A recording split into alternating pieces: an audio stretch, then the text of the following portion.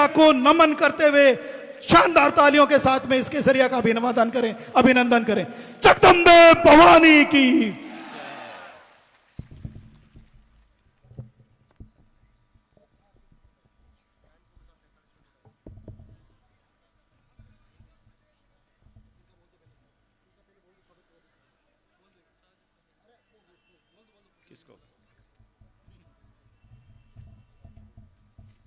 हमारे बीच में महाराणा प्रताप स्मारक अभियान के चंद्रवीर सिंह जी नमाणा जो राष्ट्रीय अध्यक्ष वो पधारे हैं, उनका तालियों की गड़गड़ाहट से जोरदार स्वागत कीजिए, क्योंकि उन्होंने एक ऐसा संकल्प लिया है जो महाराणा प्रताप की वो पूरे देश भर में 500 प्रतिमाएं और 100 स्मारक बनवाएंगे।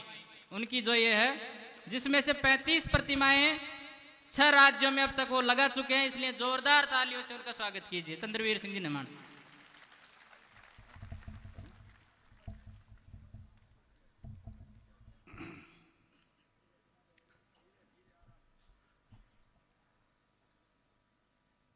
कुल देवी मां जमवाय के चरणों में शीश रखकर पूर्वी राजस्थान के अलग अलग गांवों से, जिलों से पधारी हुई मातृशक्ति क्षत्रिय बंधुओं, कत्राणियों को, ये भोजराज जी का शेखावत, कुंवर कृष्णवर्धन सिंह गुढ़ागोड़ जी,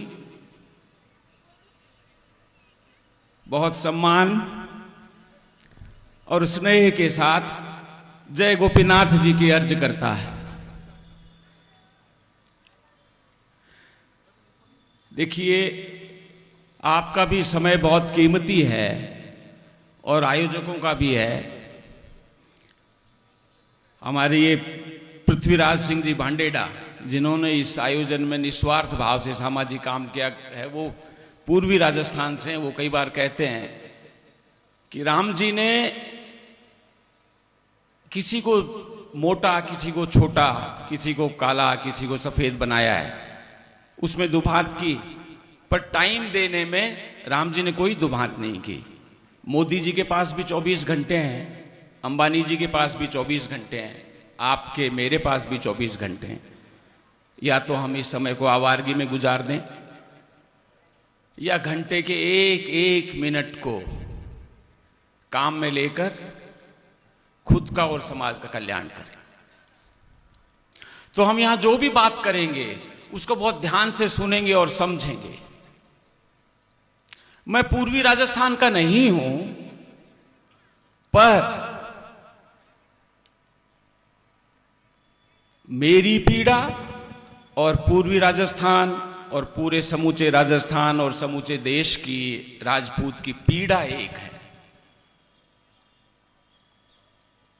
मैं पीड़ा के स्तर पर आप लोगों से जुड़ा हुआ हूं भाई।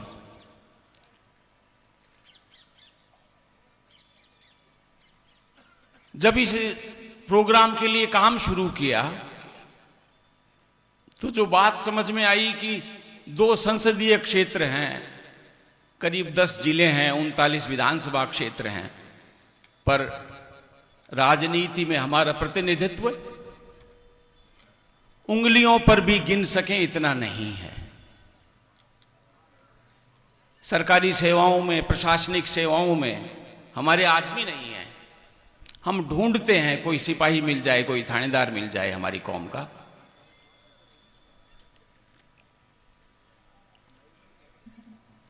क्या कारण है? लोग आपको अलग अलग कारण दे देंगे कि हमारी जनसंख्या कम है या संसाधन नहीं है, शिक्षा का अभाव ऐसा पूर्वी राजस्थान में, और आप शायद मान भी लेंगे उन बातों को, पर वो बातें सत्य नहीं हैं। हम इन गांवों में घूमे हैं पूर्वी राजस्थान के, तो बात कुछ और है। मैं हर मीटिंग में कहता हूं भाई, ये आज जो हम लोग यहां मौजूद हैं, ये उस कौम के प्रतिनिधि हैं जो सर्वाधिक विचारवान कौम है। हमसे ज्यादा विचार करने वाली कौम इस संसार में भगवान ने पैदा नहीं की। और इस बात का सबूत क्या है? ये बात गले नहीं उतरेगी, क्योंकि हमारे राजनीतिक विरोधियों ने समझा दिया है पढ़ने लिखने का काम कुछ और लोगों के पास है, विचार करने का काम कुछ और लोगों के पास है। अच्छा, अब ठीक है। हाँ।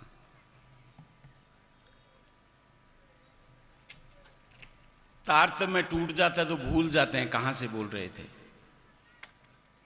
कहां पे था। हाँ, बिल्कुल। हमें समझा दिया गया है कि विचार करने का काम कुछ और लोगों का है, जबकि मैं आपको सबूत के साथ समझाना चाहता हूं।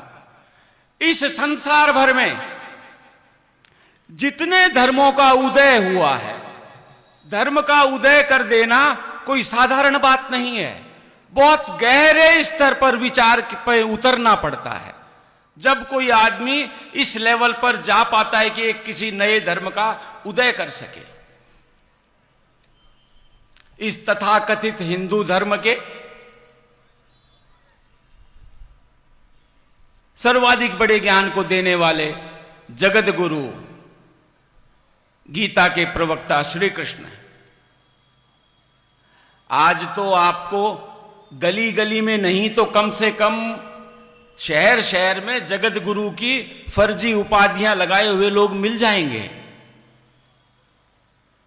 पर वो सच में जगत गुरु हैं क्या, हम अभी जानेंगे।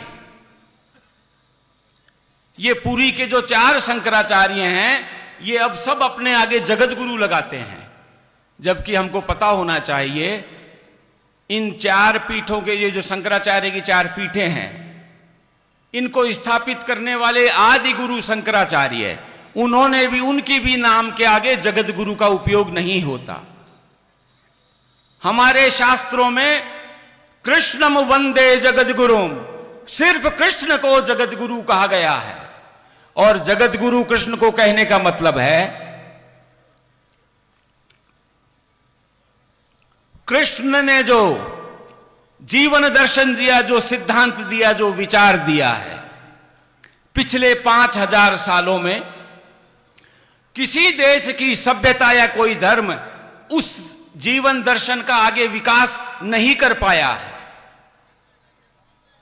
जितने भी धर्म और विचारक हैं, सब कोई कृष्ण की ही बात को घुमा फिरा करके कहते हैं। इसलिए कहा गया कृष्ण इस विश्व में जगत गुरु हैं 5000 साल से।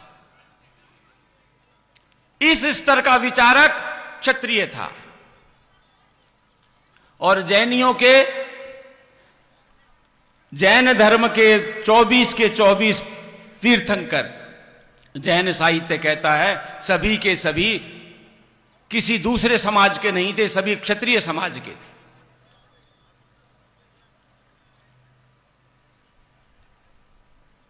अरे आप अंदाजा लगाओ किस स्तर के विचार देने वाले हम लोग रहे होंगे।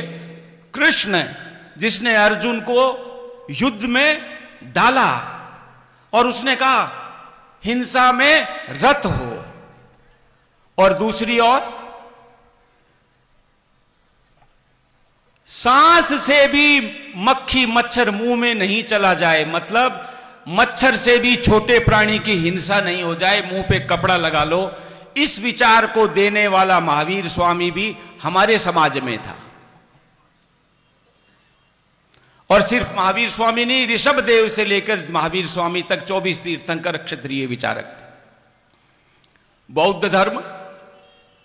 बौद्ध धर्म को देने वाला विचारक महात्मा बुद्ध क्षत्रिय था।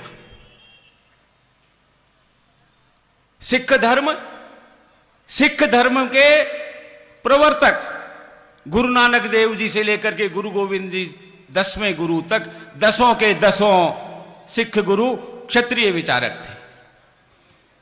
और वो तो 200-250 साल पुरानी बात मान लो। वर्तमान समय में भी विष्णोई धर्म के संस्थापक जाम्भोजी महाराज भी पंवार खांप के क्षत्रिय विचारक थे। आप अंदाजा लगाओ, फिर हम कैसे कह सकते हैं कि ये कौम विचारवान कौम की प्रतिनिधि नहीं है।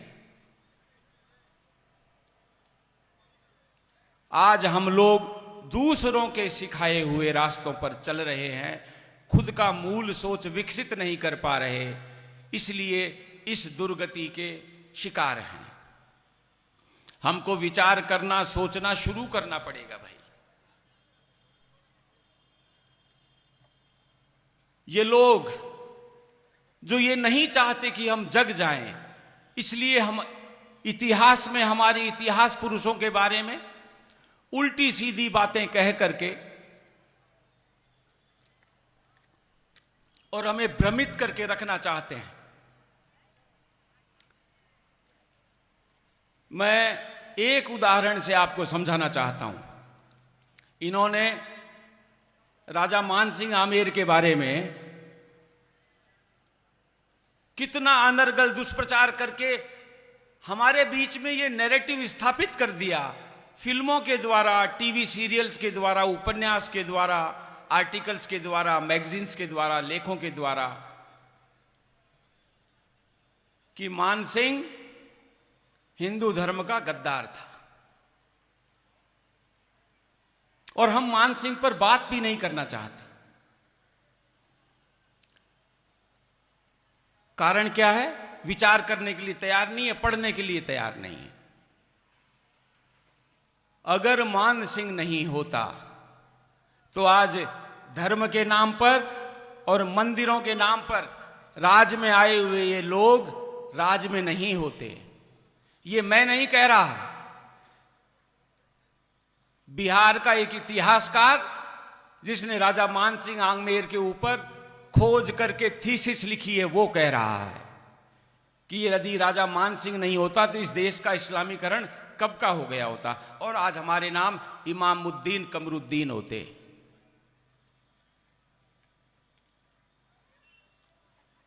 हमको उस समय की स्थितियां नहीं बताते ये लोग। समझने की कोशिश करें। पृथ्वीराज से के समय के बाद से लेकर के ये जो अकबर का काल आया, उस समय तक के जो मुसलमान जो शासन करते थे वो पठानिया मुसलमान थे, पठानी थे। और जब अकबर आए तो ये मुगलिया मुसलमान थे। मुगलिया मुसलमानों में और पठानी मुसलमानों में बनती नहीं थी। ये बात भगवंत दास और मानसिंह आमेर ने समझी और ये बात उन्होंने अकबर को समझाई कि अगर तुम्हारे राज को स्थापित करना है तो इन पठानी मुसलमानों को साफ करना पड़ेगा। अकबर की ये मजबूरी थी कि यदि राज को कायम करना है तो इन पठानी मुसलमानों का सफाया करना जरूरी है। ये मैं नहीं कह रहा, ये राजीव नयन प्रसाद लिखते हैं उसमें कि हिंदुस्तान में पिछले 500 से 700 वर्षों के बीच मानसिंह जैसा रणनीतिज्ञ राजा भारत ने पैदा नहीं किया है। और आप मानसिंह की रणनीति को समझिए। उसने सबसे पहले अफगानिस्तान की सूबेदारी ली और अफगानिस्तान में पठानों का सफाया किया। जिस अफगानिस्तान को इंग्लैंड, रशिया, अमेरिका ये फाइनली झुका नहीं सके हैं आज तक। राजीव नयन प्रसाद लिखता है 5 दिन में वो काबुल मानसिंह के कदमों में था। वो मानसिंह, शोले का एक डायलॉग है, सो जा बेटा वरना गब्बर आ जाएगा। माएं अपने बच्चों को कहती हैं। आपको पता होना चाहिए अफगानिस्तान में मानसिंह के लिए वहां की मुसलमान औरत अपने बच्चों को ये रात को डराती थी कि बेटा सो जा वरना मान आ जाएगा। मानसिंह का ये खौफ था पठानों में। उस मानसिंह ने, यदि आप भारत के नक्शे को देखेंगे, उत्तरी पश्चिमी सीमा पर सबसे पहले अफगानिस्तान की सूबेदारी लेके वहां सफाया किया। उसके बाद उसने सिंध की सूबेदारी लेके वहां सफाया किया। उसके बाद उसने पंजाब की सूबेदारी लेके वहां सफाया किया। फिर उसने यूपी की सूबेदारी ली, वहां सफाया किया। यूपी के बाद उसने बिहार की सूबेदारी ली, वहां सफाया किया। उसके बाद उसने बंगाल की सूबेदारी ली और अंत में उड़ीसा की सूबेदारी लेकर के वहां तक पठानों की जो लेयर बिछ गई थी, उस पूरी लेयर को मानसिंह ने साफ किया। यदि ठीक ठीक इतिहासकार जानने वाले होंगे तो वो कहेंगे इस बात को कि यदि उस समय पठानिया मुसलमान और मुगल या मुसलमान मिल जाते तो इस हिंदुस्तान का इस्लामीकरण हो जाता। उस मान सिंह ने 12 साल की उम्र में तलवार चलानी शुरू की और 62 की उम्र तक उसने तलवार चलाई। 50 साल सक्रिय जीवन में उस मान सिंह ने 133 कुल युद्ध लड़े और 133 युद्धों में से 77 युद्ध बड़े युद्ध थे जिनमें जान दांव पर थी। आज आप एमएलए के इलेक्शन लड़ने तो हारने वाले के भी मजे हैं, उस समय युद्ध लड़ने का मतलब था हारने वाले का सर्वनाश। जब सामने 50% ये प्रायिकता है, प्रोबेबिलिटी है कि मैं मर सकता हूं, वो ऐसे उसने 77 युद्ध लड़े और एक भी युद्ध मान सिंह हारा नहीं। उस वीर मान सिंह के लिए कवियों को कहना पड़ा, माई एड़ा पूत जन जैड़ा मान मरद।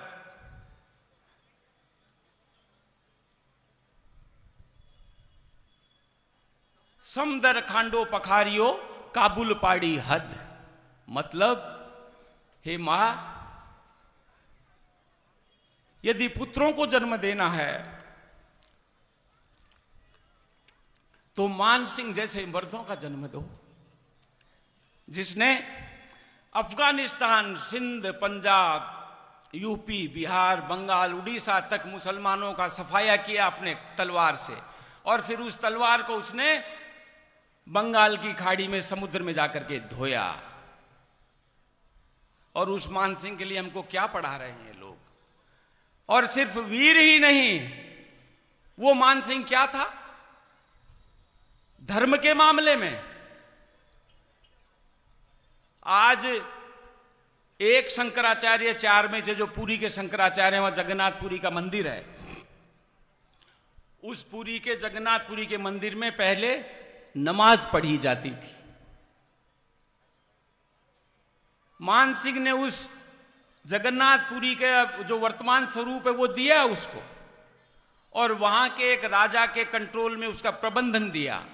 आज भी पुरी के जगन्नाथ मंदिर का प्रबंधन उन्हीं क्षत्रिय राजा के वंशजों के पास है।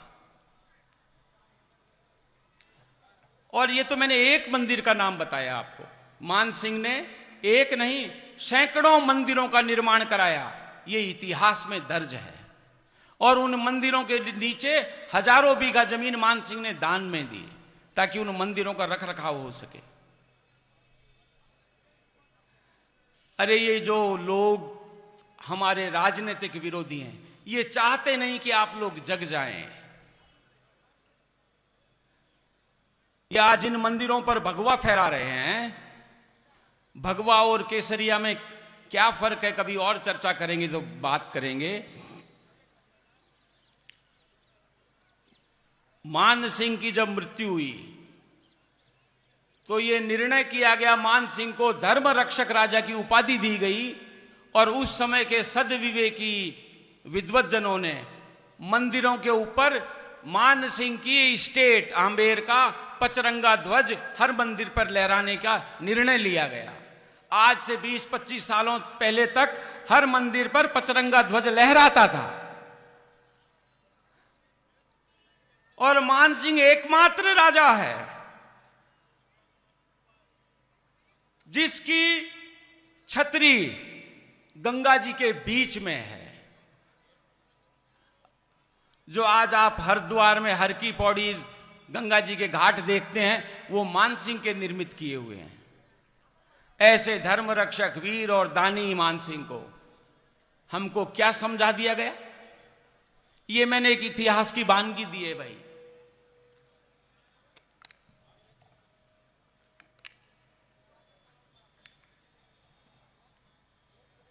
हमको जैसे इतिहास के बारे में बरगलाया हुआ है, वैसे ही धर्म के बारे में भी बरगलाया हुआ है। यदि मैं आपसे किसी से भी पूछना चाहूं कि आपका धर्म क्या है, तो ईमानदारी से बताना, आप में से कितने लोग कहेंगे कि हमारा धर्म क्षात्र धर्म है? 2, 4, 5, 10 लोग। हम ये भूल गए हैं कि हमारा धर्म क्षात्र धर्म है। क्यों? क्योंकि सोचना बंद कर दिया, विचार करना बंद कर दिया। जो लोग पढ़ा देते हैं उसी को अपना धर्म मान लेते हैं।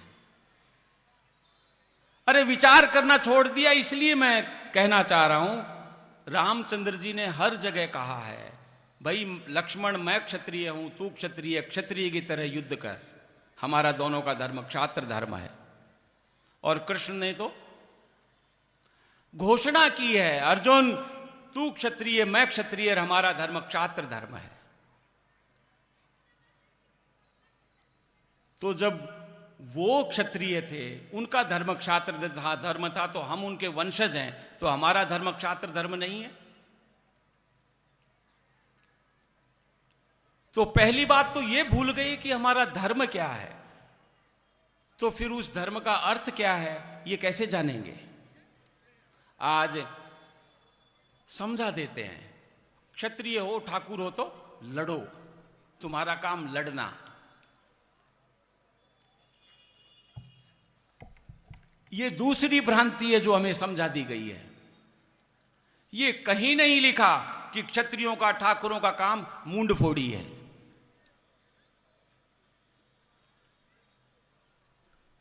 क्षात्र धर्म की बहुत सरल परिभाषा है। देखिए हमारे संस्कृत साहित्य में कोई ऐसा शब्द नहीं है जिसकी कोई डेफिनेशन नहीं है।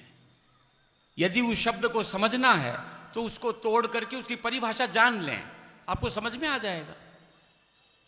क्षात्र धर्म की सीधी सी परिभाषा है, क्षयम त्राणात इति क्षत्रिय। जो क्षय से बचाए वो क्षत्रिय है। जो लड़ाई करे, युद्ध करे, मूंड फोड़ी करे, वो क्षत्रिय है। ये कहीं नहीं लिखा संस्कृत साहित्य में, इवन गीता में भी नहीं है।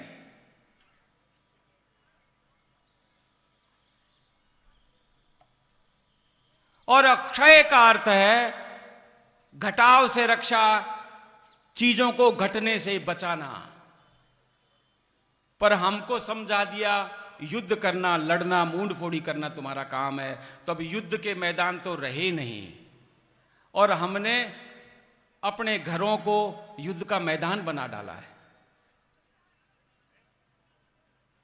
और इसी पढ़ाई की वजह से, इस गलत पढ़ लिख दिए जाने की वजह से, जिस घर में कभी भाई के साथ भाई खड़ा रहता था सर कटाने के लिए, आज भाई के सामने भाई खड़ा हुआ है। क्यों? ये गलत फहमी कि हमारा काम लड़ना है, मूंड फोड़ी करना है। हमको समझना चाहिए कि इस मूंड फोड़ी को, लड़ने को हमने सबसे लास्ट प्रायोरिटी, सबसे आखिरी प्राथमिकता दी है। भाई रामचंद्र जी ने उनकी पत्नी का हरण कर ले गया था आदमी, वो रावण, और समुद्र पार करने के बाद जब लंका के गेट पर जा खड़े हुए, तब भी उन्होंने लड़ाई को नहीं चुना। उन्होंने अंगद को कहा, अभी भी समझा दे रावण को, यदि सीता को लौटा देता है तो मैं लंका की एक ईंट को हाथ लगाए बिना अयोध्या चला जाऊंगा। ये इस बात का सबूत है कि नहीं लड़ाई आखिरी छोर पर रखना चाहते थे ऋषि राम। आज हमारे साथ कोई गाली भी बक दें काकोसा तो हम उनकी जान लेने के लिए तैयार हो जाते हैं। क्यों? गलत समझा दिया। लड़ना, मूंड फोड़ी करना क्षत्रियों का काम है। घटाव से रक्षा करना हमारा काम है, और उस घटाव की रक्षा में यदि जीवन भी देना पड़े तो उसके लिए हमको तैयार रहना है। यह है क्षात्र धर्म। और कृष्ण महाभारत के युद्ध में बनता तो पूरा है हक, आधा दे दो, और आधा नहीं दे तो 5 गांव दे दो। 5 गांव नहीं, सुई के नोक बराबर भी नहीं देंगे।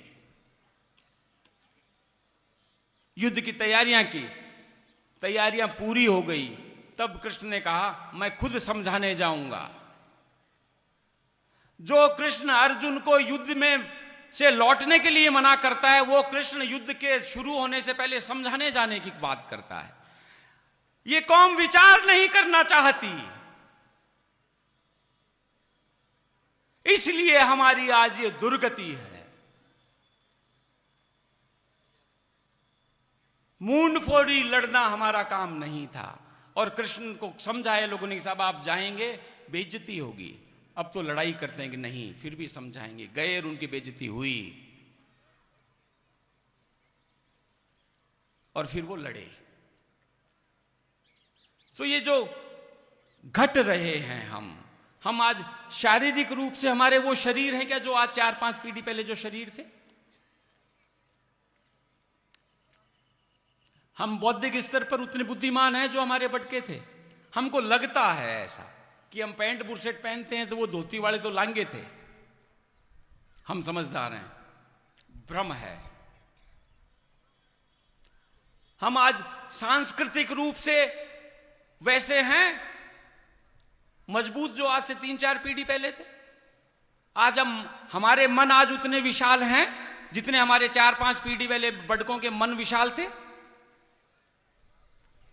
ये जो बुद्धि की विशालता घट रही है, मन की विशालता घट रही है, शरीर की आकार घट रहे हैं, ये जो घटाव है, इस घटाव से रक्षा करने का काम हमारा है। यदि हम इस घटाव को रोकने की कोशिश कर रहे हैं तो हम क्षात्र धर्म का पालन कर रहे हैं। ये जो आज आयोजन हो रहा है, ये क्षात्र धर्म के पालन का आयोजन है। हम कोशिश कर रहे हैं हमारे भाइयों को समझाएं कि घटो मत, वृद्धि को प्राप्त हो।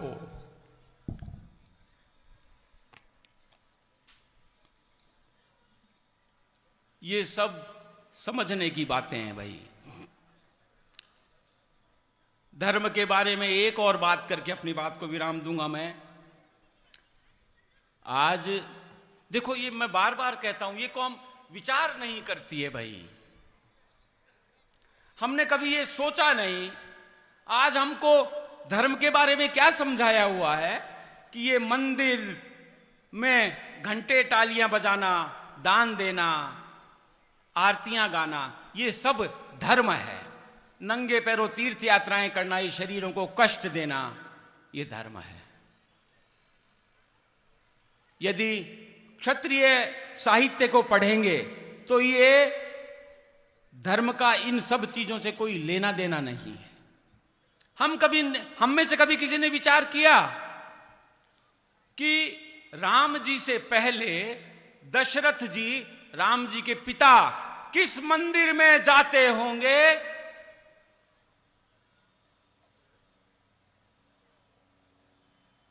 कृष्ण के जन्म से पहले वसुदेव किस मंदिर में जाके घंटे तालियां बजाते होंगे? हमने कभी सोचा रामचंद्र जी पैदल अयोध्या से लंका तक गए हैं? एक भी किसी मंदिर का जिक्र आता है जहां रामचंद्र जी ने धोख लगाई हो और कहा हो महाराज मेरा इस वनवास से पिंड छुड़ा देना, मैं सवामणि कर दूंगा? हम किसको धर्म समझे हुए हैं? ये कारण इसलिए है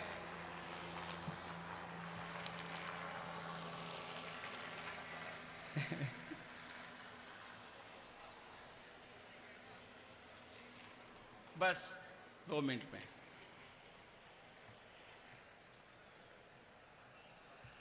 ए माया बाया भी ने हेलीकॉप्टर ने देख चूक गई तो मैंने कहा विराम ले लिया। तो जब हम धर्म से दूर आ गए तो हम उसकी साधना पद्धतियों से तो बहुत ज्यादा दूर आ गए। तो अब करना क्या है भाई? इस क्षात्र धर्म के बारे में ज्यादा से ज्यादा जानने की कोशिश करें। और मैं ये विश्वास दिलाता हूं आपको, जैसे जैसे आप अपने धर्म के बारे में जानना शुरू करेंगे, स्वतः उतने ही ज्यादा शक्तिशाली अपने आप को आप पाएंगे। अब लास्ट बात कह के मैं विराम लूंगा। आपने एक शब्द सुना होगा, स्वस्थ। स्वस्थ शब्द का किसी भाषा में कोई अनुवाद नहीं है। हेल्दी वेल्दी बोलते हैं, पर हेल्दी और स्वस्थ में फर्क है भाई। स्वस्थ उसको कहते हैं जो स्व में स्थित है, और स्व में स्थित हो जाने का मतलब अपने स्वधर्म को पहचान करके उस स्वधर्म में स्थित हो जाना। आज हम सब लोग स्वस्थ नहीं हैं, पर में स्थित हैं। इसलिए इस अपने धर्म को, स्वधर्म को जान करके उसमें स्थित होने का प्रयास करो, विचार करना, सोचना शुरू करो। आप सब लोगों ने ध्यानपूर्वक सुना, उसके लिए बहुत बहुत धन्यवाद।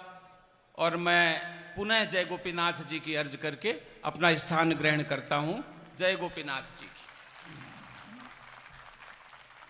चलूं?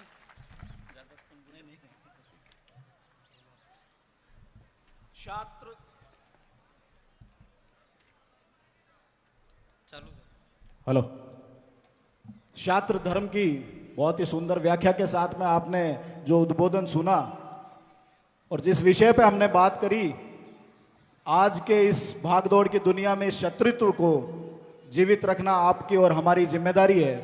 एक बात बहुत दावे के साथ मैं आपको कहना चाहूंगा कि इस विश्व में जो सर्वोत्तम चरित्र है, जिस और आप अपने इस चरित्र को, पूर्वजों के दिए इस चरित्र को अंश मात्र भी जीवित रख लेंगे, आप ये मान के चलिएगा आने वाले भविष्य में इस लोकतांत्रिक व्यवस्था में सर्वाधिक अगर पूछ किसी की होगी तो इस क्षत्रियत्व के, इस क्षत्रिय के चरित्र की पूछ होगी। इसलिए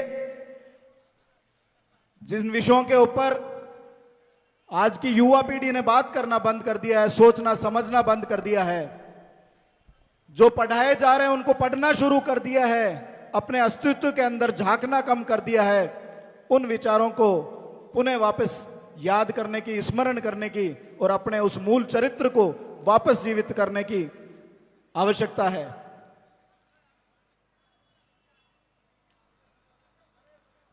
आप सब लोग पधार जाएं आगे।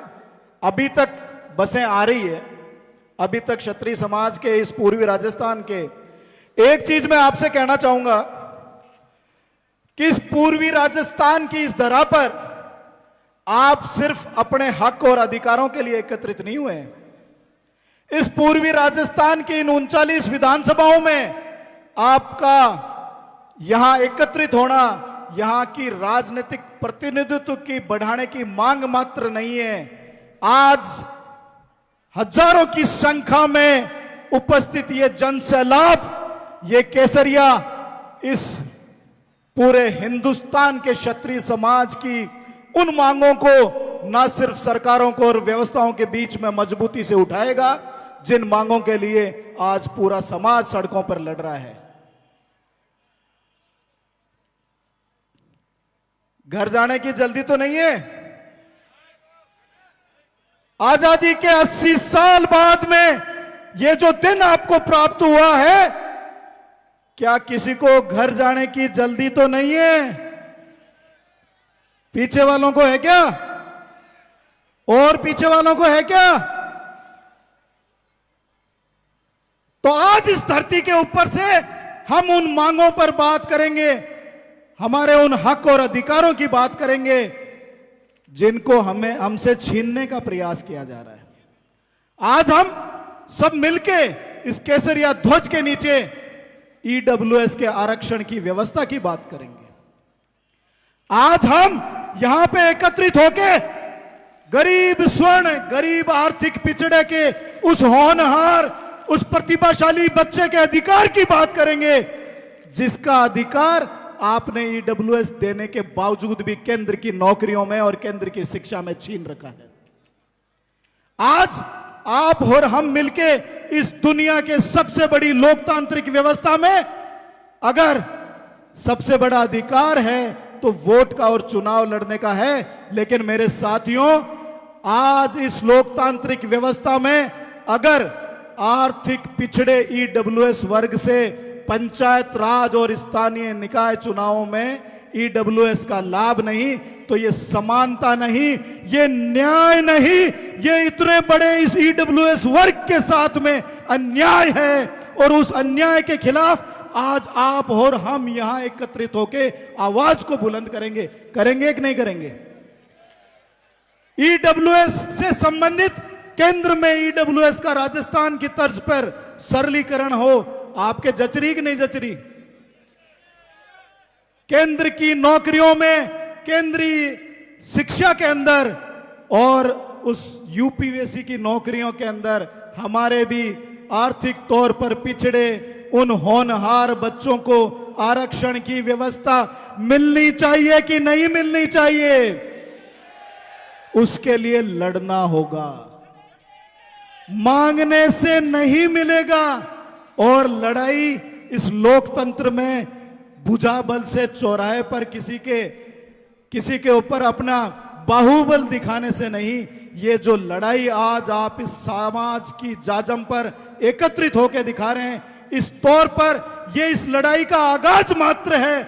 आप परिणामों तक लड़ने के लिए तैयार है या नहीं? हमारे ईडब्ल्यूएस आरक्षण की व्यवस्थाओं में परिवर्तन की इस मांग को लेकर परिणाम तक लड़ने के लिए तैयार है या नहीं? तो मेरे साथियों, इस आयोजन के उपरांत, क्योंकि हमारी बसें उधर हेलीपैड की तरफ खड़ी है, हमारे साधन उस नदबई रोड की तरफ खड़ी है, तो यहां से अनुशासित तरीके से, सामूहिक तौर पर कतारबद्ध तरीके से यहां के आम नागरिक को, यहां के यातायात को, यहां के प्रशासन को बिना किसी के व्यवधान डाले किसी एक ठेले वाले की भी असुविधा नहीं हो, ये याद रखिएगा। एक छोटा सा 3 मांगों का मांग पत्र जाते जाते आप कहो तो सरकार के नाम पर यहाँ के एसडीएम तहसीलदार को भी देते चलें कि नहीं? तो ये याद रखिएगा, ये जो व्यवस्था है, यहां से जब हम 1000 मीटर है, 1 किलोमीटर नहीं चलने वाला हाथ खड़ा कर दे कि 1 किलोमीटर नहीं चलेंगे,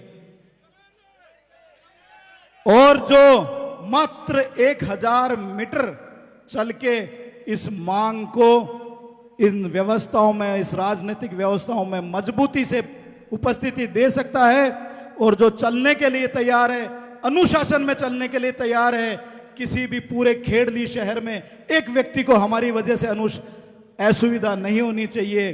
पूरे रास्ते में किसी भी व्यक्ति, किसी भी समुदाय, किसी भी जाति के खिलाफ हमारे इस युवा जोश में एक शब्द नहीं निकलना चाहिए।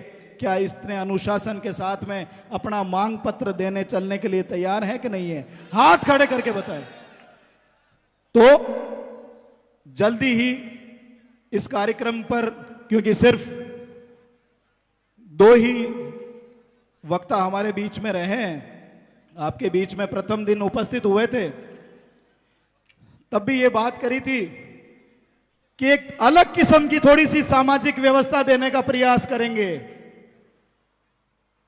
एक वो व्यवस्था जो सामाजिक मंचों पर आपको कम देखने को मिली, ऐसा एक प्रयास करेंगे। और क्या उस आज की इस व्यवस्था से आप संतुष्ट हैं या नहीं? आप अपना जज्बा बरकरार रखें, आप थोड़ा सा समय अनुशासित और रहें। आपकी आज यहां उठाई हुई मांग में आपसे वादा करता हूं, आपकी इस एकजुटता का परिणाम आने वाले 2 महीने बाद के पंचायत राज चुनाव में इस पूर्वी राजस्थान में राजपूतों के स्थानीय निकाय और पंचायत राज चुनाव में आपके प्रतिनिधित्व नहीं बढ़ जाए, आपके टिकटों की संख्या नहीं बढ़ जाए, तो आप बात करना कि साहब ये खेड़ली में हम गलत एकत्रित हुए। एकजुट होके, एकत्रित होके अपने हक और अधिकारों की मांग करेंगे कि हमारा हक बनता है पंचायत राज चुनाव में इन राजनीतिक पार्टियों को हमारे टिकटों की संख्या बढ़ानी होगी। इन पंचायत राज चुनाव में, इन स्थानीय निकाय चुनाव में 39 विधानसभाओं में 10 जिलों में अगर धौलपुर को छोड़ दें तो कितने प्रधान हैं आपके? 39 विधानसभा में अगर धौलपुर को छोड़ दिया जाए तो इन 9 जिलों में कितने प्रधान हैं आपके? आपके प्रधान है 2 मात्र। राजनीतिक तौर पर बात लंबी हो जाएगी।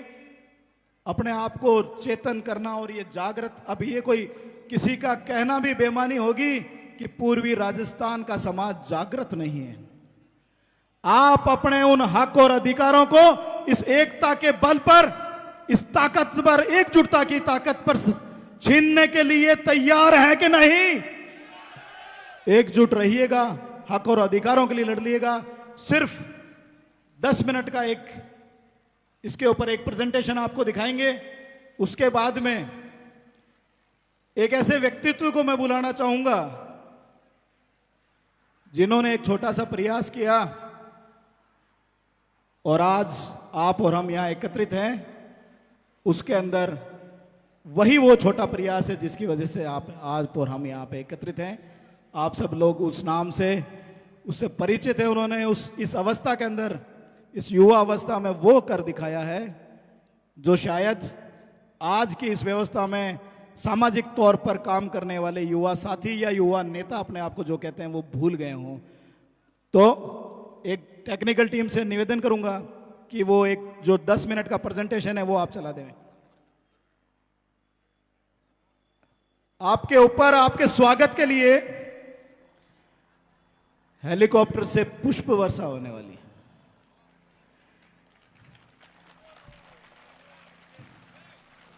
लेकिन जब उद्देश्य स्पष्ट हो और संकल्प अडिग, ड्रोन को तो थोड़ा यही नीचे एक रखिएगा। वर्ष इतिहास के पन्नों में दर्ज हो जाता है। यही एक वर्ष समाज को नई दिशा देता है। एक मिनट इसको रोक यही दीजिए, एक एक वर्ष- मिनट के लिए रोक दीजिए। बैठे रहें भैया, या ऐसे खड़े नहीं होंगे। एक बार आप बैठे रहें। जोरदार तालियों के साथ में इस क्षत्रिय एकता के नाम, इस राजपूत एकता के नाम, इस पूर्वी राजस्थान के नाम पर तालियों के साथ में, गड़गड़ाहट के साथ में आप अपना स्वयं का स्वागत करें। मां भगवती, मां जगदंबा के इस केसरिया, इस आशीर्वाद की वजह से आज ये परिवार एकजुट हुआ है और ये एकजुट हुआ परिवार अपने हक और अधिकारों के लिए लड़ेगा। टेक्निकल टीम से निवेदन है, यूजीपीएफ की जो फिल्म है उसे चालू करें। बैठ जाएं, एक बार बैठ जाएं। स्पष्ट हो और संकल्प अडिग, तो यही एक वर्ष इतिहास के पन्नों में दर्ज हो जाता है। यही एक वर्ष समाज को नई दिशा देता है और यही एक वर्ष भविष्य की नींव रखता है। यह कहानी है यूनाइटेड ग्लोबल पीस फाउंडेशन की, एक ऐसी यात्रा जहां विचारों ने आकार लिया और सेवा ने स्थायी स्वरूप धारण किया। इतिहास गवाह बना 18 अक्टूबर 2024 का वो स्वर्णिम दिन जब राजस्थान के मरुभूमि में बसे जैसलमेर के सूर्यगढ़ से इस महायज्ञ की औपचारिक शुरुआत हुई। मंत्र था सेवा परमो धर्मः। मंच पर उपस्थित थे देश के प्रमुख बुद्धिजीवी, पद्मश्री विभूतियां और कॉरपोरेट जगत के दिग्गज। ये केवल एक कार्यक्रम नहीं था, ये एक शंखनाद था, एक स्पष्ट घोषणा कि अब सेवा केवल भावनाओं तक सीमित नहीं रहेगी, बल्कि होगी संगठित, पारदर्शी और परिणाम केंद्रित। इस विशाल यात्रा को दिशा मिली चेयरमैन मेघराज सिंह जी रॉयल के उस दृष्टिकोण से जो उन्हें कलयुग के कर्ण की संज्ञा देने के लिए पर्याप्त है। उनका अटल विश्वास कि सेवा का कोई धर्म नहीं, कोई जाति नहीं, सेवा का एक ही आधार है, मानवता। यही विचार यूनाइटेड ग्लोबल पीस फाउंडेशन की रगों में दौड़ता है। बोर्ड ऑफ डायरेक्टर्स से लेकर फील्ड में काम करने वाली टीम तक हर व्यक्ति पूर्ण निष्ठा, ईमानदारी और समर्पण के साथ जुटा है। आज यूजीपीएफ का कार्यालय सिर्फ एक प्रशासनिक केंद्र नहीं, ये उम्मीद का घर बन चुका है। यहाँ आने वाला हर जरूरतमंद सिर्फ सुना ही नहीं जाता, बल्कि पूरी संवेदनशीलता के साथ यह सुनिश्चित किया जाता है कि मदद कागजों से निकलकर जमीन पर हकीकत में उतरे। सेवा की इस इमारत की नींव है शिक्षा। पिछले वर्ष 24 जनवरी अजमेर की धरती पर नई शिक्षा नीति और सामाजिक परिवर्तन पर एक गंभीर और सार्थक संवाद हुआ। लेकिन यूजीपीएफ केवल संवाद तक सीमित नहीं रहा। आंकड़े खुद गवाही देते हैं कि शिक्षा एवं रोजगार, हॉस्पिटैलिटी क्षेत्र में हुनर प्रशिक्षण, खेल, सामूहिक विवाह, गौशाला अनुदान के 507 मामलों में अब तक कुल 16 करोड़ रुपए की सहायता जारी की जा चुकी है। विद्यार्थियों को निःशुल्क कोचिंग, रहने की व्यवस्था और पौष्टिक भोजन उपलब्ध कराया जा रहा है।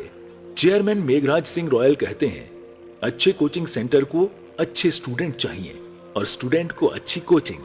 फाउंडेशन बस वही सेतु बन रहा है। बच्चों को उनकी मनचाही कोचिंग में सीधा एडमिशन, उत्तम हॉस्टल सुविधा और नियमित निरीक्षण।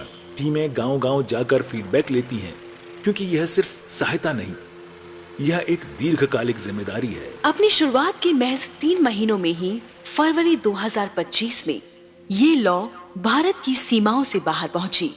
उज्जैन की पवित्र भूमि पर यूनाइटेड ग्लोबल पीस फाउंडेशन का भव्य वैश्विक उद्घाटन हुआ।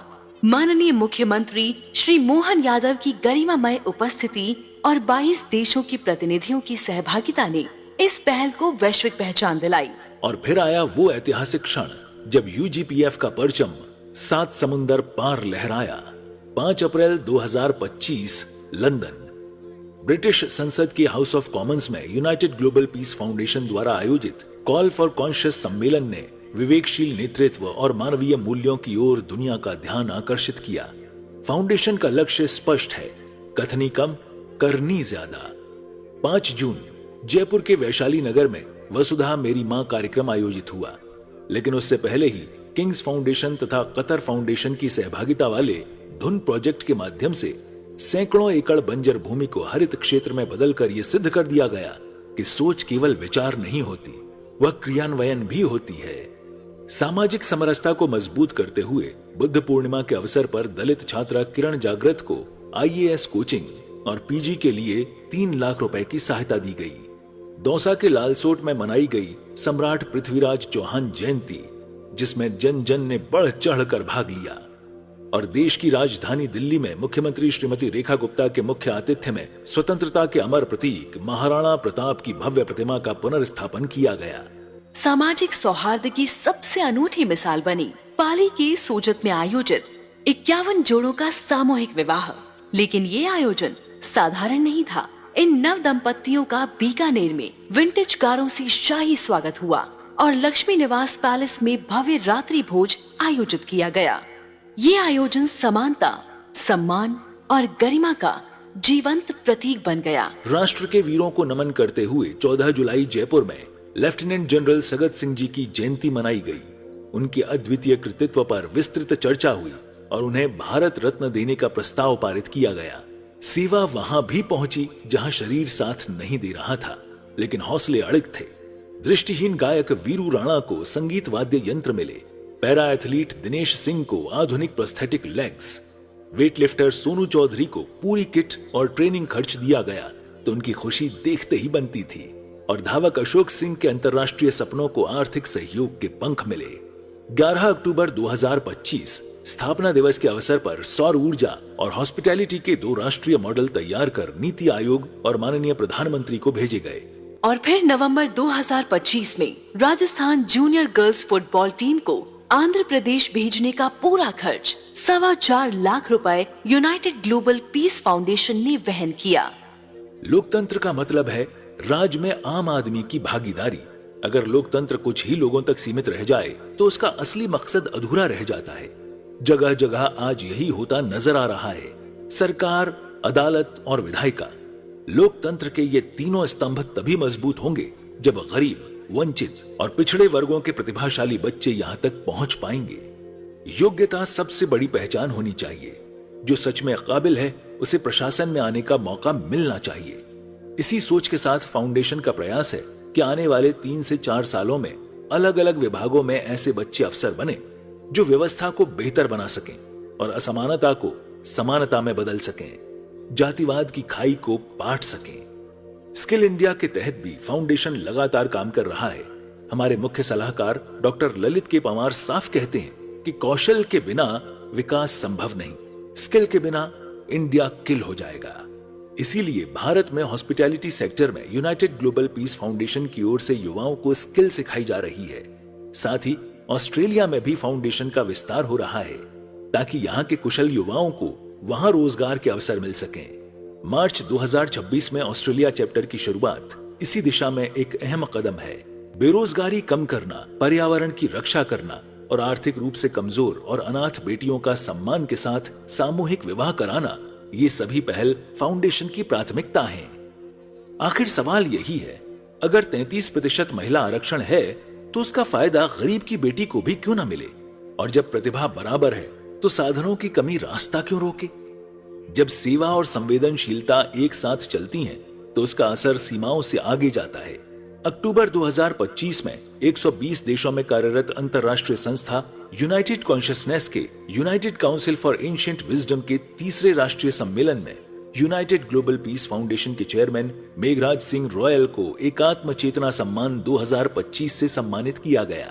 दिसंबर 2025 में राजस्थान की वीर भूमि भीलवाड़ा के शाहपुरा स्थित देवखेड़ा गांव में आयोजित बलिदान दिवस समारोह में यूजीपीएफ को राष्ट्र सेवा, शिक्षा और सामाजिक उत्थान के लिए राष्ट्रचिंतक ठाकुर केशरी सिंह बारहट सम्मान से अलंकृत किया गया।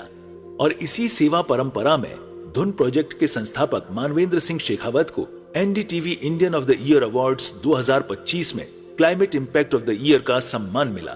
पर्यावरण संरक्षण और सांस्कृतिक धरोहरों को किलों व महलों के सस्टेनेबल और अडेप्टिव रीयूज के माध्यम से नए जीवन का स्वरूप देने के लिए ये सम्मान व्यक्ति या संस्था का नहीं, एक दृष्टि, एक जिम्मेदारी और एक भविष्य का सम्मान है। एक ही वर्ष में इतने विविध, इतने गहरे और इतने प्रभावशाली कार्य यूनाइटेड ग्लोबल पीस फाउंडेशन सिर्फ आयोजन नहीं करता, ये समाज के हर वर्ग को साथ लेकर विजन को व्यवस्था में बदलता है। मात्र 1 रुपया 1 दिन का, यानी साल भर के सिर्फ 365 रुपए देकर आप भी यूनाइटेड ग्लोबल पीस फाउंडेशन की इस सेवा यात्रा का हिस्सा बन सकते हैं। क्योंकि फाउंडेशन का उद्देश्य सिर्फ भौतिक बदलाव लाना नहीं, बल्कि इंसान के मन को मजबूत करना भी है। इसी दिशा में हमारे प्रधान सलाहकार डॉक्टर विक्रांत सिंह तोमर, एक अंतर्राष्ट्रीय स्तर के शिक्षक, मानसिक स्वास्थ्य पर आधारित 80 से अधिक कोर्सेज के माध्यम से दुनिया भर में फाउंडेशन के विचार और काम को पहचान दिला रहे हैं। ये सेवा केवल मदद नहीं, यह सहभागिता है, यह परिवर्तन है। ये कहानी यहीं समाप्त नहीं होती। सेवा, समरसता और शांति की ये यात्रा अब भी जारी है और निरंतर आगे बढ़ती रहेगी। 1 वर्ष सुनने में ये समय बहुत छोटा लगता है, लेकिन जब उद्देश्य। धन्यवाद।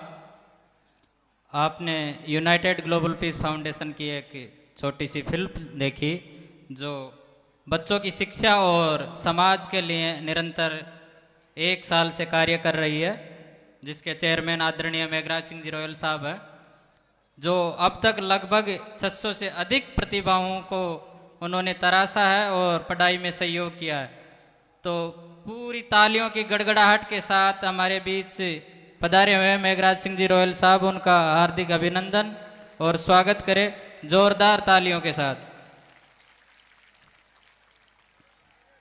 क्योंकि हमारी संस्कृति में जो भी हमारे बीच वरिष्ठ और सम्मानित लोग आते हैं तो एक स्वागत सत्कार की परंपरा रही है। तो तालियों की गड़गड़ाहट के बीच जोरदार स्वागत करें आदरणीय मेघराज सिंह जी रॉयल साहब।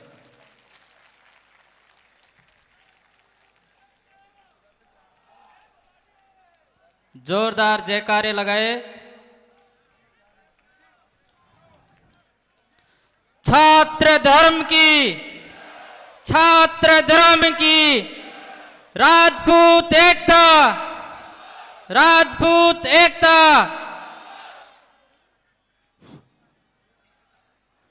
रास्ता खाली कर दें और अपने अपने स्थान पर विराजें, अपने अपने स्थान पर विराजें। इस समाज की जाजम पर सभी एक समान जिम्मेदारी और एक समान व्यवस्था के साथ ही विराजमान है। ये मंच की यही व्यवस्था है कि समाज की जाजम पर सभी एक समान है। तालियों के साथ में आप स्वागत करें, अभिनंदन करें। जोरदार तालियों की गड़गड़ाहट से स्वागत करें। हमारे बीच आदरणीय मेघराज सिंह जी रॉयल साहब पधार रहे हैं, जो यूनाइटेड ग्लोबल पीस फाउंडेशन के चेयरमैन है, जिन्होंने डी के अंदर नहीं पधारे, डी के अंदर नहीं पधारे हैं। विशेष तौर पर ध्यान रखें। कहां हमारे बीच एक ऐसी शख्सियत पधार रहे हैं जिनको लक्ष्मी पुत्र और उत्तरी भारत के सबसे बड़े दानवीर के रूप में जाना जाता है, जिन्होंने हमेशा जाति नहीं जरूरत देखकर हर जरूरतमंद की समाज सेवा की है। हमेशा जरूरत के हिसाब से लोगों की सेवा बढ़ चढ़ कर की है, जिन्होंने जोरदार तालियों के साथ स्वागत और सम्मान करें।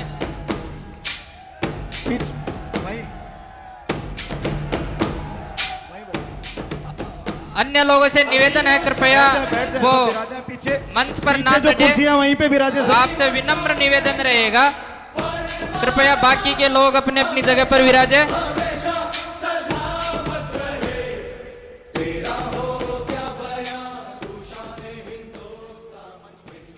आपके द्वारा यूनाइटेड ग्लोबल पीस फाउंडेशन के माध्यम से अब तक एक साल के अंदर लगभग 600 से अधिक प्रतिभावान बच्चों की आईएएस आरएस के माध्यम से कोचिंग और उनके रहने के लिए पीजी की व्यवस्था की जा रही है। इसके अलावा असंख्य जरूरतमंद बच्चियों की सामूहिक रूप से आपके 5 star heritage hotel Lakshmi Vilas palace Bikaner में आपके द्वारा सामूहिक विवाह के माध्यम से शादियां करवाई जाती है।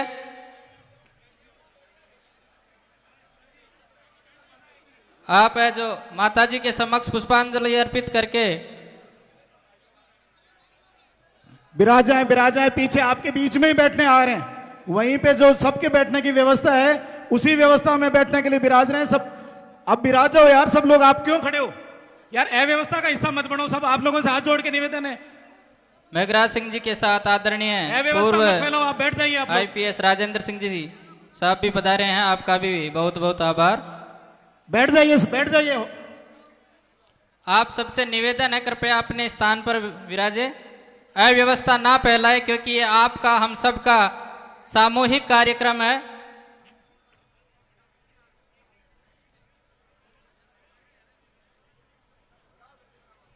व्यवस्थित कार्यक्रम के लिए सब अपनी अपनी जगह पे बैठ जाएं। एक बार व्यवस्थित हो जाए, पुनः कार्यक्रम को एक बार व्यवस्थित हो जाए। मेरा हाथ जोड़ के निवेदन है सबसे, इधर है, मेरा हाथ जोड़ के निवेदन है कि अव्यवस्था नहीं, विराज जाए सब। जो यहां पे पंडाल में खड़ा है वो कार्यक्रम में अव्यवस्था फैला रहा है, बैठ जाइए। हाथ जोड़ के निवेदन है।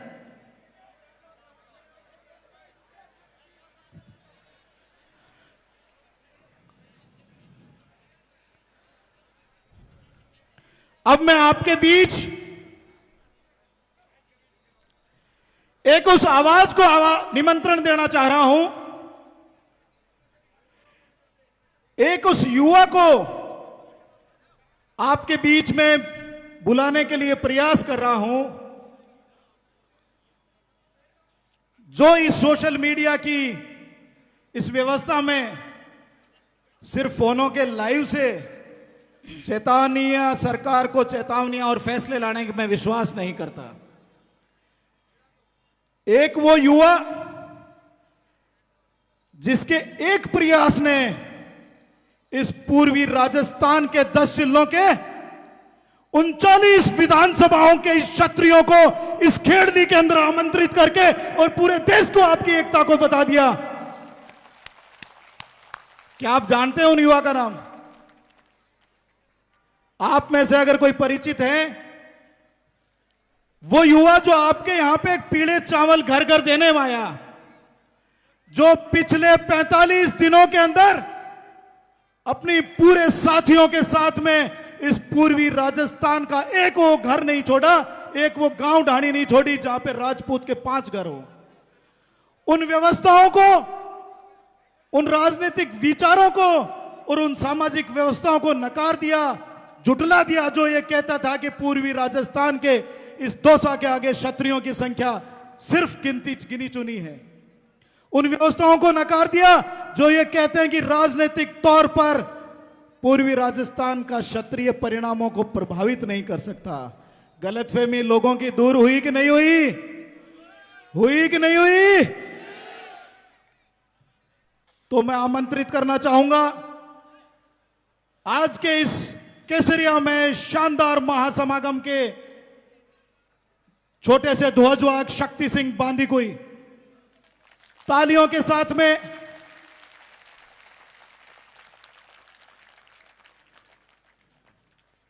उस युवा का स्वागत करें जिसने धरातल पर काम किया हो,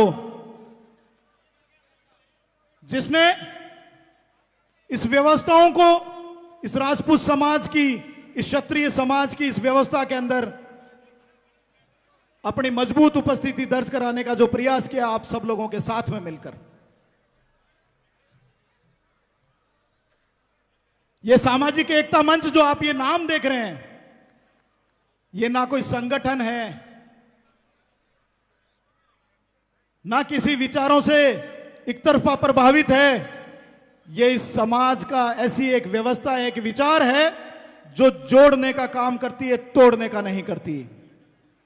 ये वो व्यवस्था है जो क्षत्रिय समाज के उस क्षत्रित्व को जीवित करती है जिसमें अन्य जातियों को, अन्य उन 36 कौमियों को, कौम को गले लगाकर आगे बढ़ने की प्रेरणा देती है। उसका नाम है सामाजिक एकता मंच।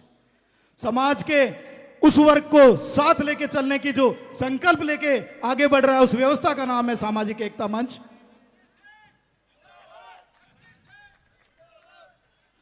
तालियों के साथ में आप एक बार स्वागत करें, अभिनंदन करें।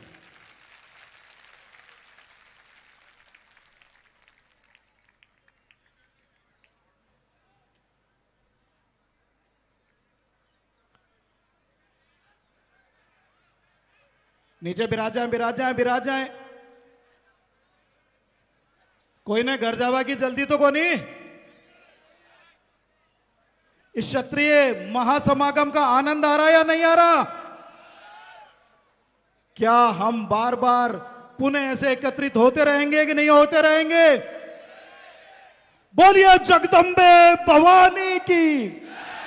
दोनों हाथ ऊंचे करके जोरदार जयकारा कर दें। क्षत्र धर्म की, क्षत्रिय धर्म की, राजपूत एकता, राजपूत एकता।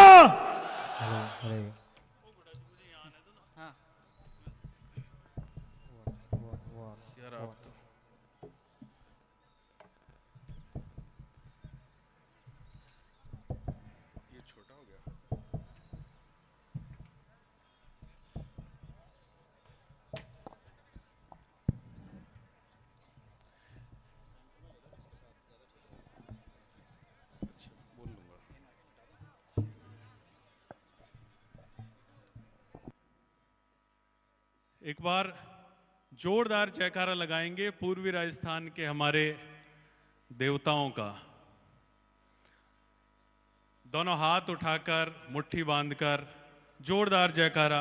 बोलिए रणथंबोर गणेश जी महाराज की, बोलिए कैला मैया की, श्री राधा मदन मोहन जी महाराज की, डिग्गी कल्याण जी महाराज की, मेहंदीपुर बालाजी महाराज की, रुदावल हनुमान जी महाराज की, भरतरी जी महाराज की, दौसा के राजा सूरजमल जी भोमिया जी महाराज की, पांडुपोल हनुमान जी महाराज की,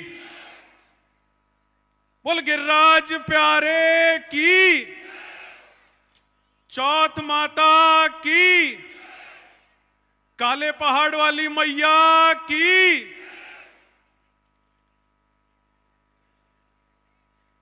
राजौरगढ़ आशावरी माता की, और यहां मौजूद सभी संत सती सूरमा जुझार भोमिया पित्तर जी महाराज की जय। क्षात्र धर्म बोल जमवाय माता की।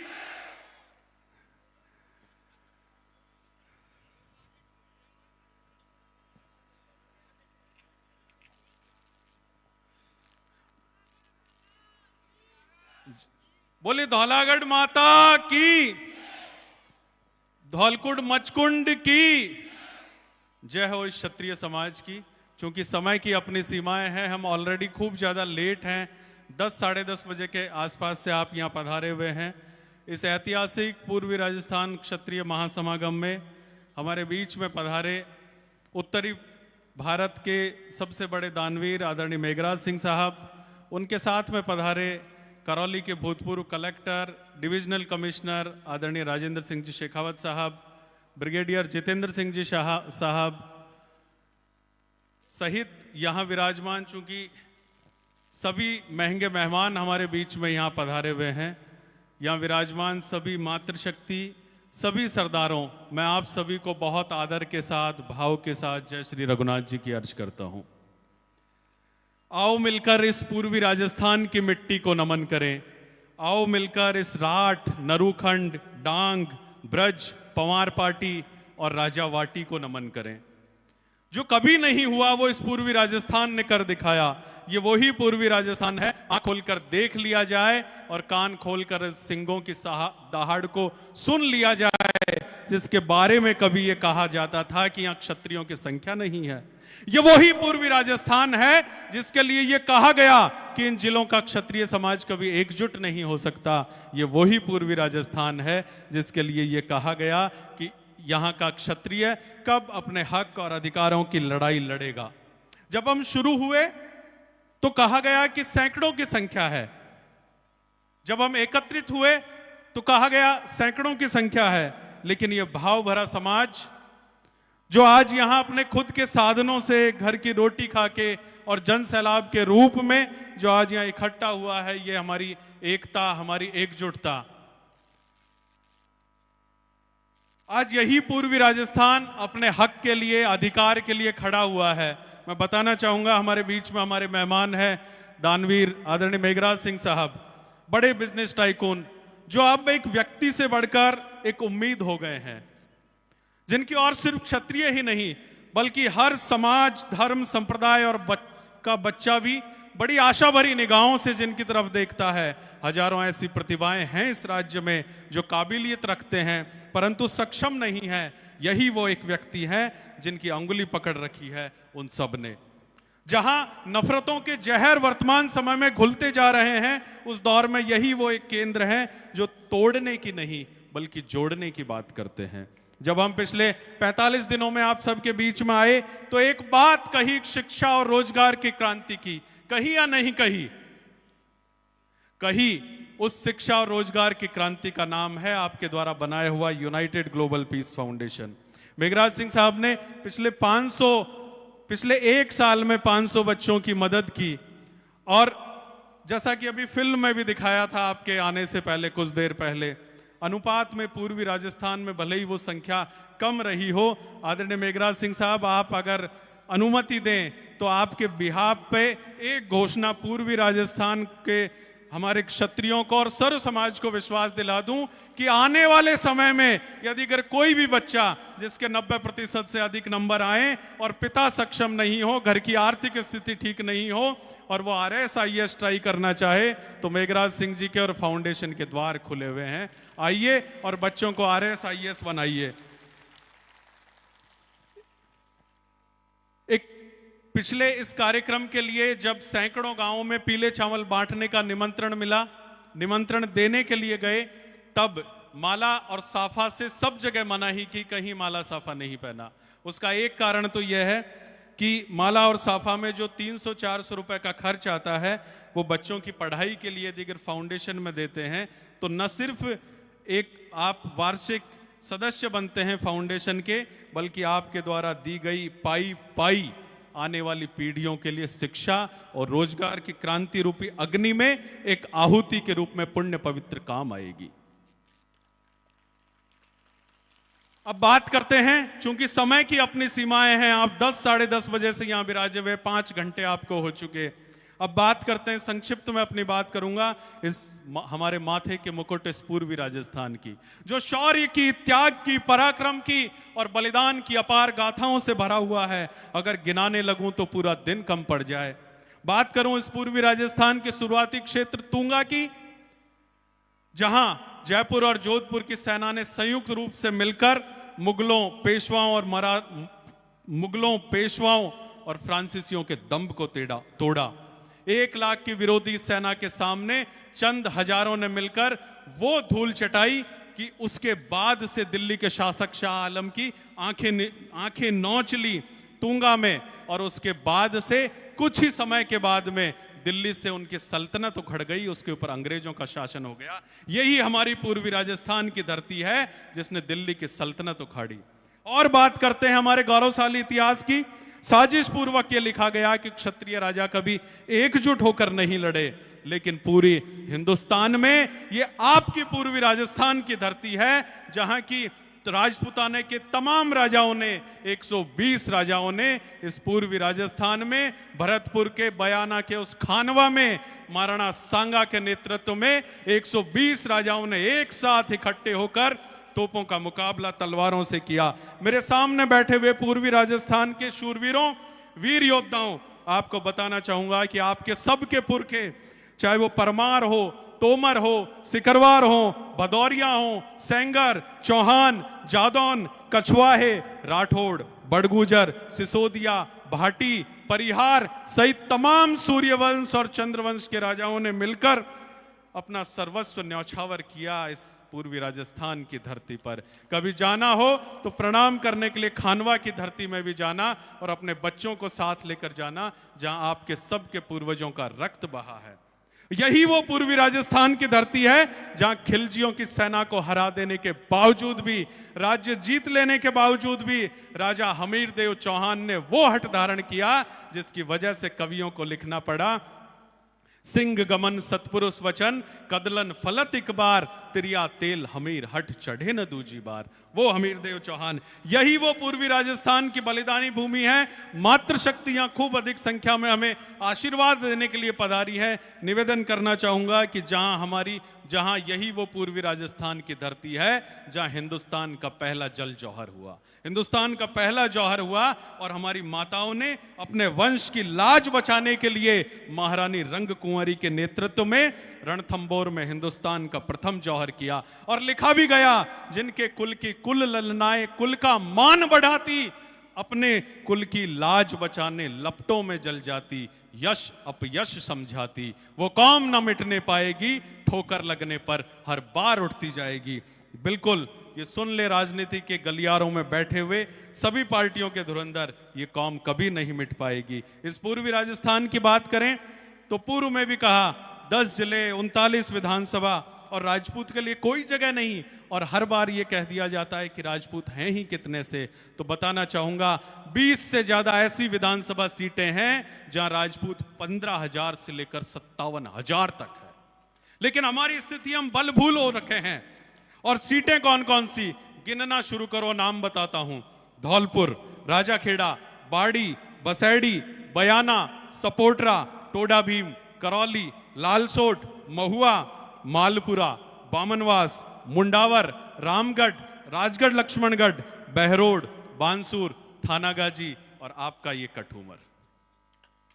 यदि अगर कठूमर भी कभी अनरिजर्व होता तो हो सकता था आपका कोई बेटा यहां से चुनकर विधानसभा में पहुंच गया होता। ऐसे प्रभावशाली व्यक्तित्व हैं आपके यहां, इसके बावजूद सांसद एक भी नहीं। और 39 विधानसभाओं में मात्र 1 या 2 टिकट दिए जाते हैं, वो भी पार्टियों की मेहरबानी से नहीं, लड़ने वालों की खुद की भुजाओं के भरोसे। धौलपुर को छोड़ दें तो जिला प्रमुख नहीं, धौलपुर को छोड़ दें तो पूरे पूर्वी राजस्थान में मात्र 2 प्रधान।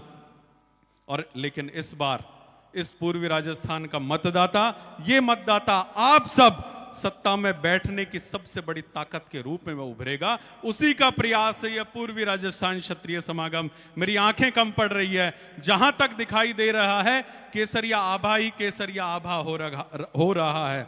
बताना चाहूंगा, मुर्दा लोहे को भी औजार बनाने वाले, अपने आंसुओं को भी हथियार बनाने वाले, हमें नजरअंदाज करने की कोशिश ना करे सियासतदां, क्योंकि हम ही हैं इस राज्य की सरकार बनाने वाले। आपको तैयार होना होगा और एकजुटता का यह संकल्प घर घर तक पहुंचाना है और दिखा देना है व्यवस्थाओं को कि पूर्वी राजस्थान के क्षत्रिय को नजरअंदाज करना उनकी सबसे बड़ी भूल होगी। एकता की इस ताकत को मुट्ठियों में बंद रखना और आगामी पंचायत राज के चुनाव में, आगामी चुनाव में जब भी चुनाव हो तो बड़ी मजबूती के साथ, जब भी कोई आवाज दे, कोई आह्वान दे, तो मजबूती के साथ में उठ खड़ा होना है और हम सब मिलकर लड़ेंगे। बोलिए, लड़ेंगे या नहीं लड़ेंगे? एक नेतृत्व के रूप में लड़ेंगे, एक मजबूत आवाज के रूप में लड़ेंगे। ऐसा कहते हैं कि जिस घर का मुखिया नहीं होता वो घर नहीं चलता। मुखिया खुद को चुनना होगा आपको अपना, वो कोई भी ऐसा बुजुर्ग व्यक्ति जो मुखिया चुनना होगा। और लोकतंत्र में एक बात समझने के योग्य है, सबसे ज्यादा समझने के योग्य हम क्षत्रियों को, जो हमारे पुरखों ने विरासत में हमें बताया। हमारे पुरखे क्या राजपूतों के लिए लड़े थे? बताइए, किसके लिए लड़े? इस धरती के लिए, असहायों के लिए, इस भूमि के लिए, वंचितों के लिए, पीड़ितों के लिए। तो क्या लोकतंत्र में सिर्फ राजपूतों की ताकत से आप सत्ता में भागीदार बन सकते हैं? जवाब है नहीं। एक सच्चे क्षत्रिय को यह सीखना नहीं है, बल्कि याद रखना है कि हमारे पुरखों से प्रेरणा लेते हुए जातियों को तोड़ना नहीं है, बल्कि जोड़ के रखना है। वो जातियां जो जन्म में, मरण में, परण में स्वाभाविक रूप से सदियों सदियों से हमारे साथ थी, उनसे बॉन्डिंग मजबूत करते हुए पूर्वजों की महान परंपरा को आगे बढ़ाना है। क्या कभी हमने सोचा है कि महज कुछ सालों में हमारी सहभागी जातियां हमसे दूर होती जा रही हैं, या यूं कहूं कि दूर करवाया जा रहा है? हमारे महापुरुषों पर अतिक्रमण के नाम से एक एक करके जातियों को दूर करवाया जा रहा है। थोड़ा रुको, सोचो और समझो। इस लोकतंत्र में क्षत्रियों को सबको साथ लेकर चलना है, और कमजोर करने की जो कोशिशें की जा रही हैं, उन साजिशकर्ताओं को ढूंढने की जरूरत है, ना कि जातियों से टकराने की। दुनिया का सबसे सुंदर यदि अगर टाइगर कहीं है तो बाघ है, और वो बाघ कहां है? रणथंभौर में, सरिस्का में, आपके इसी पूर्वी राजस्थान की धरती पर। उन सिंगों की दहाड़ लिए हुए ये शेर आज ये मंडी में जो जन सैलाब बड़ी मजबूती के साथ में भाव भरा समाज जो एकजुट हुआ है, आपको सिर्फ आपकी आंतरिक ताकत को पहचानना है। जिस दिन आप अपनी ताकतवर होकर अपने हक और अधिकारों के लिए लड़ना सीख जाओगे, उस दिन सदियों सदियों से जो जातियां हमारे साथ में मजबूती से जुड़ी हुई थी, जन्म में, मरण में, परण में, मेरा वादा है वो जातियां पुनः आपके साथ में आके खड़ी हो जाएंगी। जो आज भी आशा भरी निगाहों से देखते हैं, इन्हीं अधिकारों के तहत तो एक और बात करना चाहेंगे, क्योंकि पिछले 1.5 महीने में जहां भी गए, कोई भी दिन ऐसा नहीं गुजरा जहां हर एक गांव में, अधिकतर हर एक गांव में, लगभग हर गांव से एक आवाज उठी, युवाओं की आवाज उठी, जो आपकी सबकी आवाज थी। मुझे पता है कि जब मन से बातें कही जा रही थी और एक शब्द आया तो सबसे ज्यादा तालियां बजी, वो था ईडब्ल्यूएस वर्ग। आर्थिक रूप से पिछड़ा वो गरीब सवर्ण, बता दिया गया कि क्या है ईडब्ल्यूएस। आपकी जानकारी के लिए बताना चाहूंगा कि आर्थिक रूप से पिछड़े हुए लोगों को इकोनॉमिक वीकर सेक्शन के तहत रिजर्वेशन मिला, जिसमें अकेला राजपूत नहीं है। 671 जातियां हैं हिंदुस्तान में, क्या आपकी जानकारी में है? और राजस्थान में राजपूत, ब्राह्मण, बनिया, सिंधी, पंजाबी, कायस्थ, शेख, सैयद, पठान, राजपुरोहित, बिश्नोई, और यहां भरतपुर धौलपुर का तो जाट भी। साउथ में वेल्लार, रेड्डी, राजू, महाराष्ट्र का मराठा, गुजरात का पाटीदार, बिहार का भूमिहार। और जब सिफारिश भेजी गई 2003 में, एक लंबी लड़ाई लड़ी आदरणीय लोकेंद्र सिंह जी कालवी साहब ने और देवी सिंह जी ने, तो तब 14% की सिफारिश भेजी, लेकिन मिला कितना? सिर्फ 10%। हम ये आवाज भी उठाते हैं, जो कि आप सबकी आवाज थी पिछले 1.5 महीने से, कि इस आरक्षण ईडब्ल्यूएस व्यवस्था को 10% से बढ़ाकर 20% किया जाए। किया जाए या नहीं किया जाए? दुनिया के सबसे बड़े लोकतांत्रिक देश में जहां वोट देने का अधिकार है, चुनाव लड़ने का अधिकार मिला हुआ है, तो उन गरीब सवर्णों को भी चुनाव लड़ने के अधिकार के तहत पंचायत राज और शहरी निकाय चुनाव में आरक्षण की व्यवस्था हो। ईडब्ल्यूएस के अंतर्गत आरक्षण लागू किया जाए या नहीं पंचायत राज चुनाव में? इसी राजस्थान की तपोभूमि पर, पाकिस्तान बॉर्डर पर, तपती रेत में हमारे सेना के जवानों के साथ में कंधे से कंधा मिलाकर लड़ने वाला वो राजपूत, लड़ने वाला वो हर एक सैनिक, लड़ने वाला हर एक वो योद्धा, नौकरियों में आरक्षण क्यों नहीं मिलना चाहिए केंद्र में? केंद्र का भी हम बात करते हैं कि सरलीकरण होना चाहिए। उसके लिए आप जब आवाज दोगे, हम तो सामाजिक एकता मंच के ध्वजवाहक हैं, आपके बीच में खड़े मिलेंगे। केंद्र के सरलीकरण राजस्थान मॉडल की तर्ज पर उसी तरीके से लागू होना चाहिए जो राजस्थान में है। 8 लाख रुपए से कम आय वाला ईडब्ल्यूएस का पात्र हो। इसी तरह और पूर्वी राजस्थान की बात करें तो हमारे भविष्य को सुधारने की यदि अगर हम बात करें तो एक और बात अपने जाबाज साथियों से कहना चाहूंगा कि पुरखों के खून से लिखे हुए इतिहास को शाही से मिटाने नहीं दिया जाएगा। ऐसे अनेक प्रयास होते रहे हैं, समय समय पर होते रहे हैं, लेकिन अभी एनसीईआरटी की किताबों में पूरे के पूरे राजपूताना को पेशवाई रंग में रंग दिया गया। देखा आप सभी ने एनसीईआरटी की किताबों में।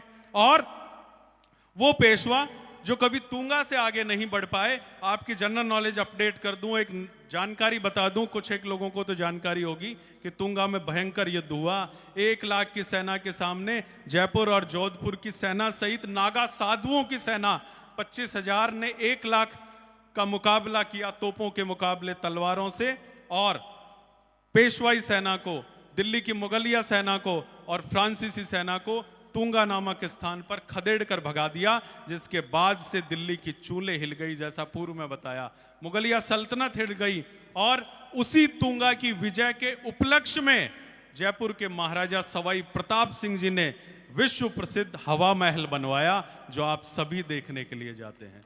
कितने लोगों को यह जानकारी है? और क्या बात करें इतिहास की, ऐसे इतिहास पुरुष हमारे यहां भी, आप सभी इतिहास पुरुषों के वंशज आदरणीय मेघराज सिंह साहब बैठे हुए हैं। फिर आपके ऊपर बताना चाहूंगा, आज बात करें विश्व के सामने यदि अगर सबसे बड़ी कोई समस्या है तो उसका नाम है जलवायु परिवर्तन। मौसम खराब हो गया फरवरी के समय में, आपका हेलीकॉप्टर टाइम पे लैंड नहीं कर पाया विजिबिलिटी के कारण। इस जलवायु परिवर्तन की समस्या से पूरा विश्व जूझ रहा है। ऐसे दौर में प्रकृति संरक्षण के लिए, पर्यावरण संरक्षण के क्षेत्र में जो आपने कार्य करके दिखाया, चूंकि फिल्म के माध्यम से आप सब कुछ देख चुके हैं कि एक बंजर जमीन जहां हवा में नमक घुलता था, वहां बंजर जमीन के ऊपर जहां इंसान नहीं जाते थे, पशु पक्षी नहीं जाते थे, वहां पर 3.5 लाख पौधे लगाए। और वो 3.5 लाख पौधे अब जंगल बन चुके हैं। और वहां पर जहां इंसान पशु पक्षी नहीं जाते थे, अब 150 तरह के पक्षी कलरव करते हैं। और जयपुर शहर की आबादी है 50 लाख। इस 50 लाख के जयपुर को यदि अगर पीने का पानी बीसलपुर का बंद हो जाए तो 2 दिन तक अकेले मेघराज सिंह जी का वो प्रोजेक्ट पूरे जयपुर शहर को पानी पिला सकता है।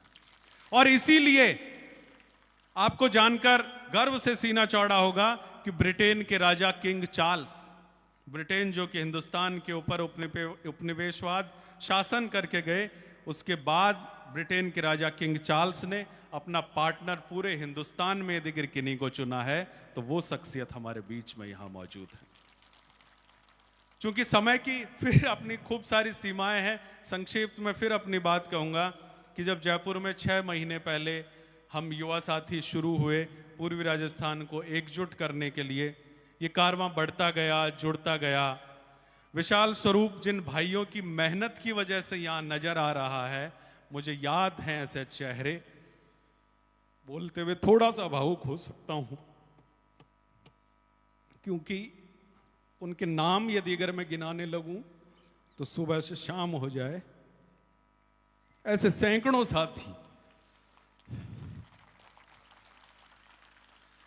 जिन्होंने बिना कुछ चाहे, बिना कुछ मांगे, अपने घर का साधन, अपने घर का वाहन, घर की रोटी खाकर, आज जब ये बड़ा जन सैलाब एकत्रित हुआ तो सब ने अपने आप को इस जन सैलाब के रूप में समाहित कर लिया। ना कोई भी ना मंच के नजदीक आया, ना पास आया, ना उन्हें पद की चाह, ना कद की चाह, ना मद की चाह, ना नाम की चाह। यदि अगर चाह है तो सिर्फ एक यह है कि हमारा यह पूर्वी राजस्थान मजबूती के साथ में उठ खड़ा हो। पिछले 1.5 महीने से ऐसे अनेकानेक लोग हैं जिनकी उम्र किन्हीं की 70 वर्ष, 75 वर्ष, 80 वर्ष, कोई 20-20 साल के युवा 1.5 महीने तक इस भीषण ठंड में, कड़ाके की ठंड में घूमते रहे। सहित आप सभी जिस मजबूती के साथ में आप यहाँ पधारे, मुझे पूरा भरोसा है आने वाले समय में सामाजिक एकता मंच जो एक संगठन नहीं है, जैसा पूर्व में सब कुछ बताया जा चुका है, एक विचारधारा है। भविष्य में हम सब समान जिम्मेदारी के साथ में, मजबूती के साथ में एकजुट रहने का प्रयास करेंगे या नहीं करेंगे? तो एक बार जोरदार जयकारा लगाएंगे, बोलिए जगदम्बे भवानी की। इस पूर्वी राजस्थान के वृहद समाज का एक अदना सा अंग होने के नाते जब कभी आपके हक की, आपके अधिकारों की लड़ाई में याद करोगे तो पूरी ईमानदारी के साथ में, पूरी क्षमता के साथ में आपके बीच में हाजिर रहने का प्रयास करेंगे। हम सब मिलकर पूर्वी राजस्थान की ताकत को बढ़ाने का, व्यवस्थाओं से के सामने डटने का एकजुटता से, मजबूती से प्रयास करेंगे। अंत में एक बात और कहूँगा, जब हम शुरू हुए थे, हमारे बीच में अतिथि पधारे हैं, आपको मुखातिब करते हुए बताना चाहूँगा, जब हम शुरू हुए थे तो 99.99% सकारात्मक व्यक्तियों से मिलना हुआ, सबसे। लेकिन 0.1% लोगों ने उस पर इतना विश्वास नहीं जताया। तो ये बताना चाहूंगा कि उन 0.1% भाइयों का भी दिल जीतने के लिए हम पूरी जी जान लगा देंगे। अंत में अपनी बात समाप्त करते हुए एक बात और कहूंगा, जब शुरू हुए तो कहीं से ये भी खूब सुनने को मिला कि एक क्षेत्रवाद को बढ़ावा देने का प्रयास है।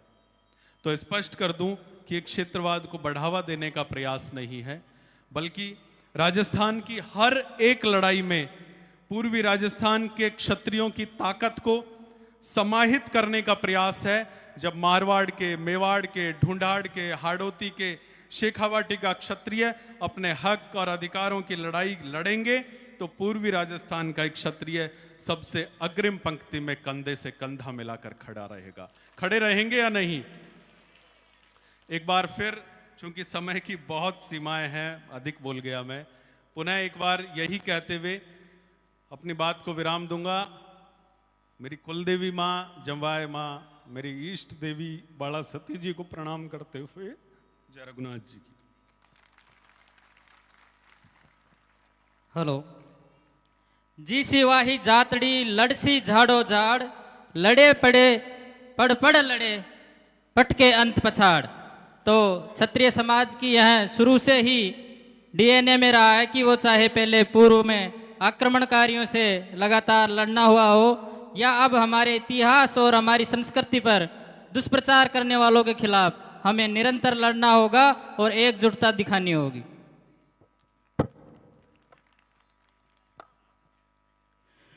एक वो युवा जिसके मन में इस समाज को लेकर टीस थी,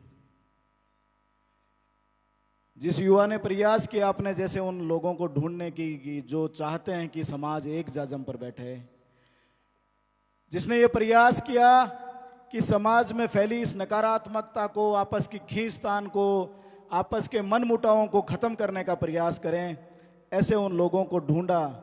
1 से 2, 2 से 5 और आज ये हजारों की संख्या के अंदर उपस्थित हमारा क्षत्रिय समाज। एक बार आप अपने खुद के लिए एक बार जोरदार जयकारा लगाएंगे और तालियों के साथ में बोलिए जगदम्बे भवानी की। एक तो ताली आपके लिए खुद के लिए बनती है, तो ज्यादा नहीं, 20 सेकंड के लिए जोर से दोनों हाथ उठा के शानदार जगदम्बे भवानी की, क्षात्र धर्म की, राजपूत एकता। अब आगे के विषय पे हमारे बीच में पधारे हैं श्री मेघराज सिंह जी, उनको हम थोड़ी देर में सुनेंगे।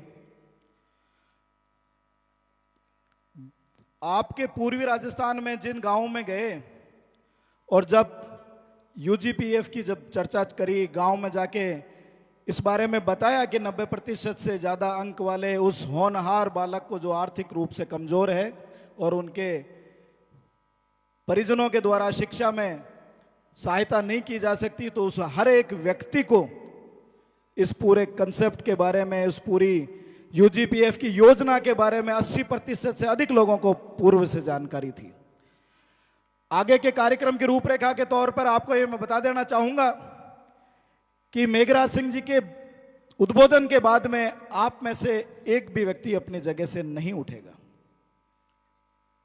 बात मानेंगे कि नहीं मानेंगे? सबसे पहले ये भगवती मां जगदंबा, जिनको हमारे केसरिया साफा पहने हमारे जो युवा हैं, वो सबसे पहले आगे, और ये जो प्रज्वलित ज्योत है उसको लेके सीधा आगे अंतिम छोर में जाएंगे। और वहां पे मां भगवती का एक रथ है, उस रथ में मां भगवती को विराजमान करेंगे, और उसके बीच में, उसके बाद पीछे वाली पंक्ति सबसे पहले खड़ी होगी, और उस रथ के साथ, उसको रथ को आगे एक कदम भी याद रखे भगवती के रथ से अपना आगे नहीं जाए, और उस रथ के पीछे पीछे बहुत अनुशासन से एक साथ भगदड़ के तौर पर हम यहां से खड़े ना हों। और यहां से ना आपको इस गेट से इधर जाना है, ना इस गेट से उधर जाना है। कोई जाना चाह रहा हो तो वो पहले चले जाएं, मेरी हाथ जोड़ के विनती है। किसी की इस 1 किलोमीटर की जो हमारी एकता की जो एक यात्रा है छोटी सी, क्योंकि उधर ही हमारे साधन है, वहीं से हम आगे जाना है हमें, और वहीं से हमारे अतिथि महोदय का हेलीकॉप्टर भी है, तो वहाँ भी हम भी उनको सम्मान के साथ में यहाँ से इस कार्यक्रम में पधारने के लिए धन्यवाद भी ज्ञापित करेंगे। तो अगर जो 1 किलोमीटर की यात्रा में समाज के इस केसरिया ध्वज के पीछे पीछे नहीं चलने की इच्छुक है, वो पहले चले जाए। अगर चलना चाह रहे हैं तो हमारे साथ में इसी अनुशासन के साथ में बैठा रहे। एक भी व्यक्ति अपनी जगह से, स्थान से खड़ा नहीं होगा। अलवर राजपूत छात्रावास के मेरे नौजवान योद्धाओं से मेरा निवेदन है कि पीछे एक ट्रैक्टर के अंदर सैकड़ों केसरिया ध्वज रखे हुए हैं, वो केसरिया ध्वज वहां से लेवें और उनको बीच बीच में वितरित कर दें, ताकि उन केसरिया ध्वज को हम साथ लेके चलेंगे। सिर्फ अलवर छात्रावास के बालक जो हैं, वही जो हमारे भाई हैं, वही यहाँ खड़े होंगे। पीछे ट्रैक्टर में सैकड़ों जो ध्वज रखे हुए हैं उनको ले लें, और अनुशासन का विशेष ध्यान रखें। यहाँ से हम अपने EWS से संबंधित मांग पत्र के साथ में आगे बढ़ेंगे। केसरिया ध्वज लेके वहां खड़े हो जाएं, वितरित नहीं करिएगा, अपने अपने हाथों में लेके उस द्वार पर खड़े हो जाएं। अब आपका, और वहां पे जो जिन समाज की उन मांगों की बात यहां पे की गई है, वो मांगों का एक मांग पत्र हम वहां पे सौंपेंगे। हमारे अतिथि महोदय यहीं रहेंगे, हम उधर चले जाएंगे, आप आपके हेलीकॉप्टर की तरफ पधारेंगे। समाज का पूरा जो जनसैलाब यहाँ पे केसरिया जनसैलाब है, वो वहां पे हम लोग एक साथ चलेंगे, एकजुट होकर चलेंगे।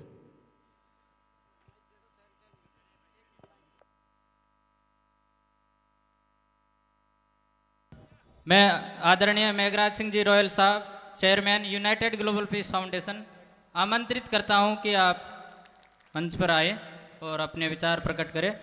सामने जो भी समाज बंधु खड़े हैं, उनसे विनम्र निवेदन है, कृपया वो अपना स्थान ग्रहण करें, कोई भी खड़े ना रहे। अगर कुर्सियां नहीं है तो जाजम पर विराज जाएं और अपनी अपनी जगह पर स्थान ग्रहण करें। आदरणीय मेघराज सिंह जी रॉयल साहब के साथ हमारे पूर्व सेवानिवृत्त IPS राजेंद्र सिंह जी शेखावत साहब पधारे हैं। उनके साथ आदरणीय ब्रिगेडियर जितेंद्र सिंह जी शेखावत साहब भी पधारे हैं। आपका हार्दिक अभिनंदन, धन्यवाद।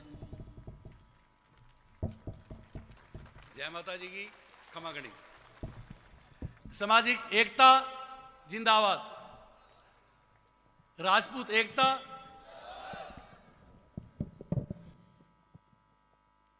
भाषण तो हमें देने आते नहीं है, विचार व्यक्त कर रहा हूं। ये आर्थिक युग है। इस आर्थिक युग के अंदर सबसे पहले आवश्यकता किस चीज की है? इतिहास के बारे में तो सब कुछ शक्ति सिंह जी द्वारा बता दिया गया है और आप खुद भी जानते हो। इतिहास को कभी दोहराया नहीं जाता, इतिहास से सीखा जाता है।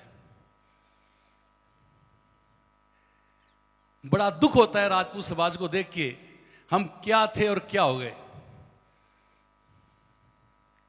तो हमारा पहला उद्देश्य है, हम राजपूतों की खोई हुई प्रतिष्ठा वापस कैसे लेके आए।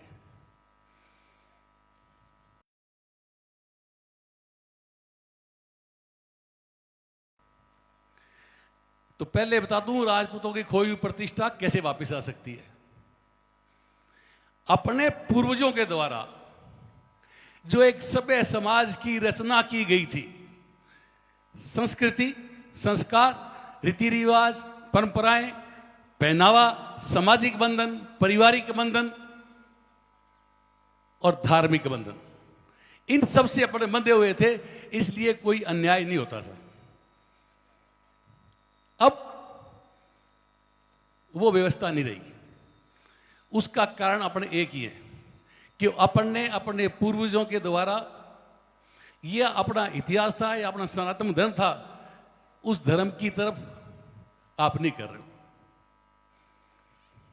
मैं पहले तो बताऊं क्षत्रियों के लिए, मैं आप सबको नमन करता हूं। इस मिट्टी में क्षत्रियों ने ऐसे ऐसे योद्धाओं को जन्म दिया जिन्होंने कभी अपनी हार स्वीकार नहीं की, साका कर लिया, जोहर कर लिया, पर अपने इज्जत पे आंच नहीं आने दी। ये आप सभी जानते हो। इसलिए उसका कारण क्या था? महापुराण में लिखा हुआ है हर क्षत्रियों को 7 भाई बनाने चाहिए, अलग जाति है। सर्व समाज को जब तक साथ में लेके नहीं चलोगे तो फिर अकेले रह जाओगे, और अकेले आप कुछ नहीं कर सकते। और हर राजपूत को एक चीज समझ लेनी चाहिए, अब तो बच्चे भी पैदा और कम होने लग गए। आपके बच्चा जन्म लेता है, ब्राह्मण की जरूरत होती है तो ब्राह्मणों की इज्जत करो, नाई की जरूरत होती है, हरिजन की जरूरत होती है, कुम्हार की जरूरत होती है, खाते की जरूरत होती है, और डोली उनकी जरूरत होती है। सभी समाज एक दूसरे के बंद अपने एक सभ्य समाज के अंग होते थे जो अपने से अलग हो गए। इनको साथ में लेके आना है। जैसे ये शरीर है, ये जातियां भी अपने सब अंग होती थी। अब क्या हुआ, ये 250 सालों से आपके इतिहास को विकृत करना शुरू कर दिया, आपकी एकता को खंड विकृत करने के लिए। इसलिए सब में ईगो पैदा कर दी। जैसे हाथ बोला मैं खिला रहा हूं, आंख बोल रही है मैं देख रही हूं, कान बोल रहा है मैं नाक हूं, दांत बोल रहा है मैं चबा रही हूं, पेट बोल रहा है मैं पचा रही हूं। सब महत्वाकांक्षी हो गए। सब गए, आत्मा गई परमात्मा के पास में। परमात्मा ने बोला कि ठीक है, 24 घंटे एक ही चीज काम करती है, ये हार्ट, इसको 2 सेकंड के लिए बंद कर दो, ये सब खत्म हो जाएंगे। तो आपका समाज पहले हार्ट होता था, सभ्य समाज का। इनको अपन ने छोड़ दिया, इन्होंने अपने को छोड़ दिया, अब अपन के ले रह गए। तो राजपूतों की खोई हुई प्रतिष्ठा के लिए अब अगर अपन क्रियाक्रम भी अपने 5 आदियों के बराबर नहीं होते, एक ब्राह्मण चाहिए, एक हरिजन चाहिए। जिस हरिजन को अपन सुबह दर्शन करने के बाद में ये बोलते हैं कि आज मेरा दिन बहुत बढ़िया निकलेगा, तो उनकी भी कदर करो। नाई भी चाहिए, खाती भी चाहिए। और इसके साथ में जो जातियां हमारे साथ चली है, गुर्जर समाज की, गुर्जर समाज की खासियत क्या थी? पन्ना धाय अगर नहीं होती तो उदय सिंह नहीं होता, उदय सिंह नहीं होता तो महाराणा प्रताप नहीं होता।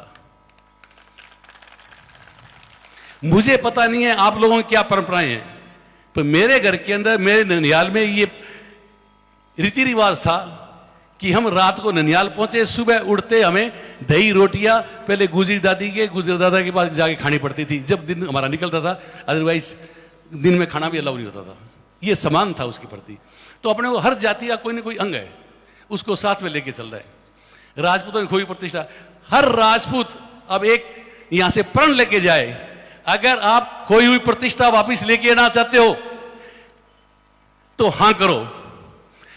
हर एक राजपूत 5 भाइयों को, 5 अदर जाति के लोगों को दोस्ती बना लो जो आप पे विश्वास करे।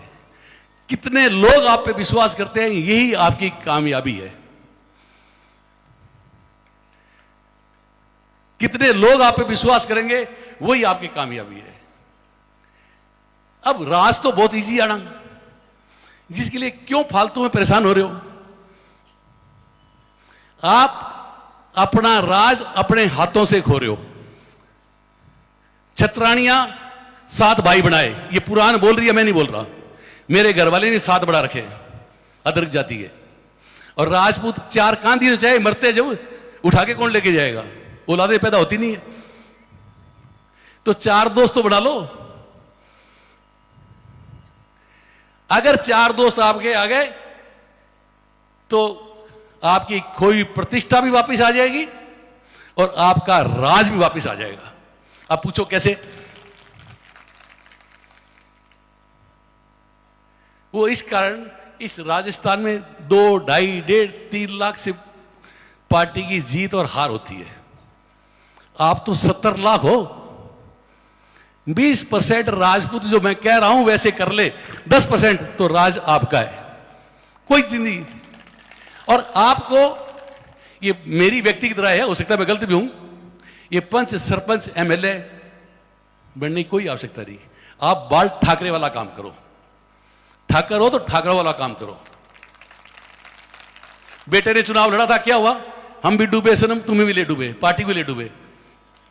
तुम्हारे द्वारा कोई मोटिवेटेड व्यक्ति एमएलए, एमपी, सरपंच बनता है तो वो तुम्हारी इज्जत करेगा, और हारा हुआ भी तुम्हारी गर्ज करेगा कि अगली बार मुझे वोट दे दो। ये कोई कुंभ के बेड़े नहीं है कि 12 साल बाद में आएंगे। अगर आपको खोई प्रतिष्ठा लानी है तो ये। दूसरी समस्या क्या है? वो है आर्थिक बेरोजगारी। अब बेरोजगारी राजस्थान में रह नहीं सकती, ये मेरी गारंटी है।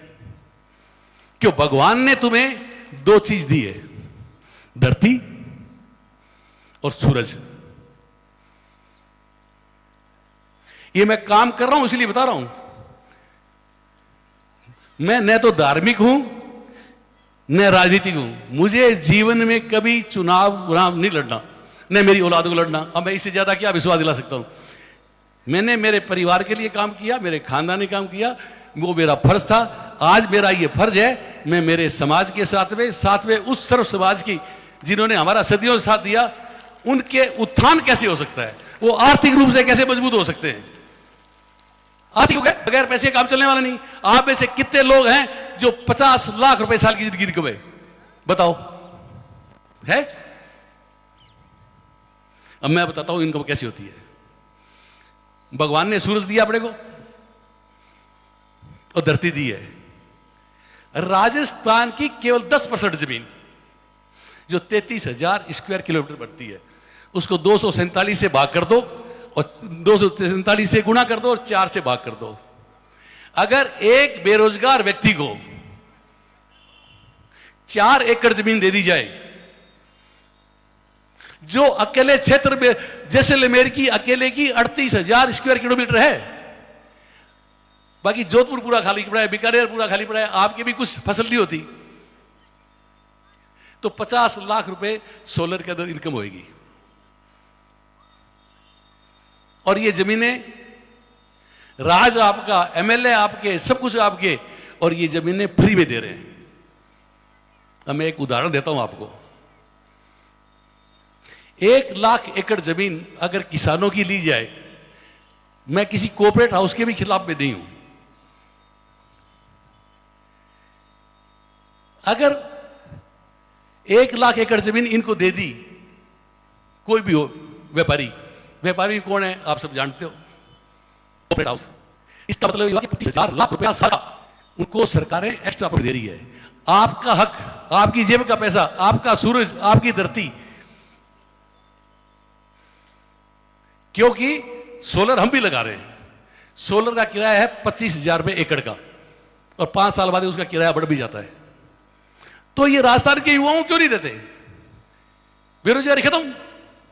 20 लाख लोगों को 4 एकड़ जमीन दे दी जाए तो कितने रुपए होंगे? 50 लाख के हिसाब से कौन गरीब रहेगा? जिसके 50 लाख की इनकम होगी वो एक गाड़ी भी खरीद के लेके आएगा। गाड़ी खरीदी जाएगी, जो मैकेनिक भी पैदा होंगे, दुकानें भी खुलेगी, और 20 लाख ड्राइवर भी आएंगे। और फिर घरवाली बोलेगी कि भाई इनकम बहुत है तो एक नौकर भी रखो, तो 20 लाख नौकर, 60 लाख लोगों को केवल 10% जमीन, 9% जमीन के अंदर जो बिल्कुल बंजर पड़ी है आपको दे दी जाए, आप उसकी मांग करो। ये योजना हमने ऑलरेडी आदरणीय प्रधानमंत्री को भेज दी। इसके अलावा हमने एक स्कीम और लेके आए हैं, जो बच्चे अनपढ़ हैं, जो बच्चे पढ़ने में होशियार नहीं है, उनको 12वीं के बाद में पढ़ने की जरूरत नहीं है, वो 3 साल की अप्रेंटिस लेवे। हमने एक मॉडल बना के पेश कर दिया। 100 बच्चे लिए हमने, जिनको 10,000 होटल देता है, खाना पीना रहना फ्री, और 15,000 यूनाइटेड ग्लोबल पीस फाउंडेशन देता है, 25,000। 3 साल बाद में वो बच्चा वर्ल्ड में कहीं नौकरी कर सकता है, क्योंकि सबसे ज्यादा अगर नौकरियां हैं तो सिर्फ टूरिज्म लाइन के अंदर है। इन बातों पे गौर करो। और पर्यावरण का आपको दिखाई दिया, आप आओ जयपुर में देख के जाओ हमने क्या कर दिया। तो खोई प्रतिष्ठा का आपको बता दिया, और बगैर पैसे का काम चलने वाला नहीं, और पैसे का ही बता दिया कैसे आएगा। और भी हमारे पास बहुत योजनाएं हैं। अगर आप हम पे विश्वास करते हो तो हम योजना बनाएं। इसके लिए संघर्ष की आवश्यकता है। मैं अगर कुछ प्रधानमंत्री को या सरकारों को लिख दूंगा उसकी कोई वैल्यू नहीं है। ये कलयुग है, इस कलयुग में संगठन की वैल्यू है।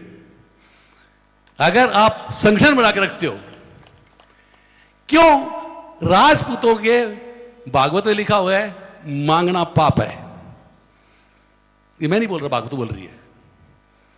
मांग के खाना अपने धर्म में नहीं लिखा हुआ। अपने धर्म में था त्याग। अब त्याग तो सर तो कटाने नहीं, लौट लौटा के, पर कुछ मामलों में तो एक हो जाए तो मांगने की जरूरत नहीं है। अच्छा, वो राज में भागीदारी चाहिए या नहीं चाहिए, पहले ये बताओ। तो राज में भागीदारी तो मैंने बता दिया आपको। और राज में भागीदारी होगी तो ये सारे कानून जितने भी हैं वो सब लागू हो जाएंगे। जैसे देवीलाल चौधरी ने बोला था एक बारी कि अभी तो मेरे को जिता दो, मैं तुम्हारा सारा खर्चा जितना भी कर्जा माफ कर दूंगा। तो लोगों ने हंसी उड़ाई। वो क्या, मैं मुख्यमंत्री बन गया, पहले मैंने सेक्रेटरी को बुलाया कि इधर आ भाई, लिख सब किसानों का कर्जा माफ, और नीचे अंगूठा लगा दिया देवीलाल, और मैंने माफ कर दिया। जब से ये फ्री में बांटने वाली। अब जो समस्या है, आप आरक्षण की बातें कर रहे हो या उसकी बातें कर रहे हो, वो हमारी समझ में कम आ रहा है। पर्टिकुलर मेरे, मैं गलत भी हो सकता हूं। अरे भाई, नौकरियां मिलेगी कहां से? किसके तुम आरक्षण की लड़ाई लड़ रहे हो? आज की तारीख में आपका बच्चा एक पढ़ता है ग्रेजुएशन, आप खून पसीने से उसको पढ़ाते हो, गाड़ी शरीर की कमाई, और जब वो ग्रेजुएशन करता है, नौकरी लगता है, तो नौकरी मिलती नहीं है। मिलती है तो सुविधा में 12,000 में। तो इनको बताओ, नेताओं को, इन सरकारों जो आपके ही है, कि भैया तुम्हारा एक दिन का लंच हो जाता है क्या 12,000 में? तो फिर ये योजना क्यों लेके आ रहे हो? ये फ्री में 2-2 हज़ार रुपये दे रहे हो, तुम्हारे घर का ब्रेकफास्ट हो जाता है क्या? अरे वो काम करो ना जो पीढ़ियों दर पीढ़ियां इनकम हो। तो ये बगैर सरकार के राज में भागीदारी ये काम हो नहीं सकता। और राज में भागीदारी होगा संगठन से। अगर एक रहोगे फिर अपन योजना बना के देवें, वो जो योजना लागू कर देगा उसको वोट दे देंगे, और नहीं देवे तो आपके हाथ में और तो कुछ है नहीं, एक बार नोटा कर देना सारे समाज, संयुक्त राष्ट्र तक आवाज आएगी। अब जो समय है ना, आवश्यकता ही आविष्कार की जननी है। आपको शायद इजराइल के बारे में पता है या नहीं पता? पहले ईसाइयों ने मारा, फिर सेकेंड वर्ल्ड वॉर के अंदर नाजियों ने मारा, उनका बीज खत्म कर दिया था। आज ये पूरे वर्ल्ड में 2 करोड़ नहीं होंगे वो, जो आप 140 करोड़ बैठे हो। उनको न जमीन मिली, न धरती मिली, न पैसा, सब कुछ खत्म हो गया था उनका, और परिवार खत्म हो गया। इजराइल एक छोटा सा एरिया है जो आपके इस डिस्ट्रिक्ट से भी छोटा है, 60 किलोमीटर बाई 360। उन्होंने बैठ के विचार गोष्ठी की, बैठ के क्या किया जाए। तो वहाँ के समझदार लोग थे कि भाई चुप रहो, अभी समय अपना अच्छा नहीं है, पहले ब्रेड का इंतजाम करो, ब्रेड बटर रोटी का। तो उन्होंने एग्रीकल्चर का निजात किया, आज वर्ल्ड में नंबर 1 है। फिर बोला हम चारों तरफ मुसलमानों से घिरे हुए हैं, तो क्या किया जाए? हथियारों के लिए चाहिए पैसा।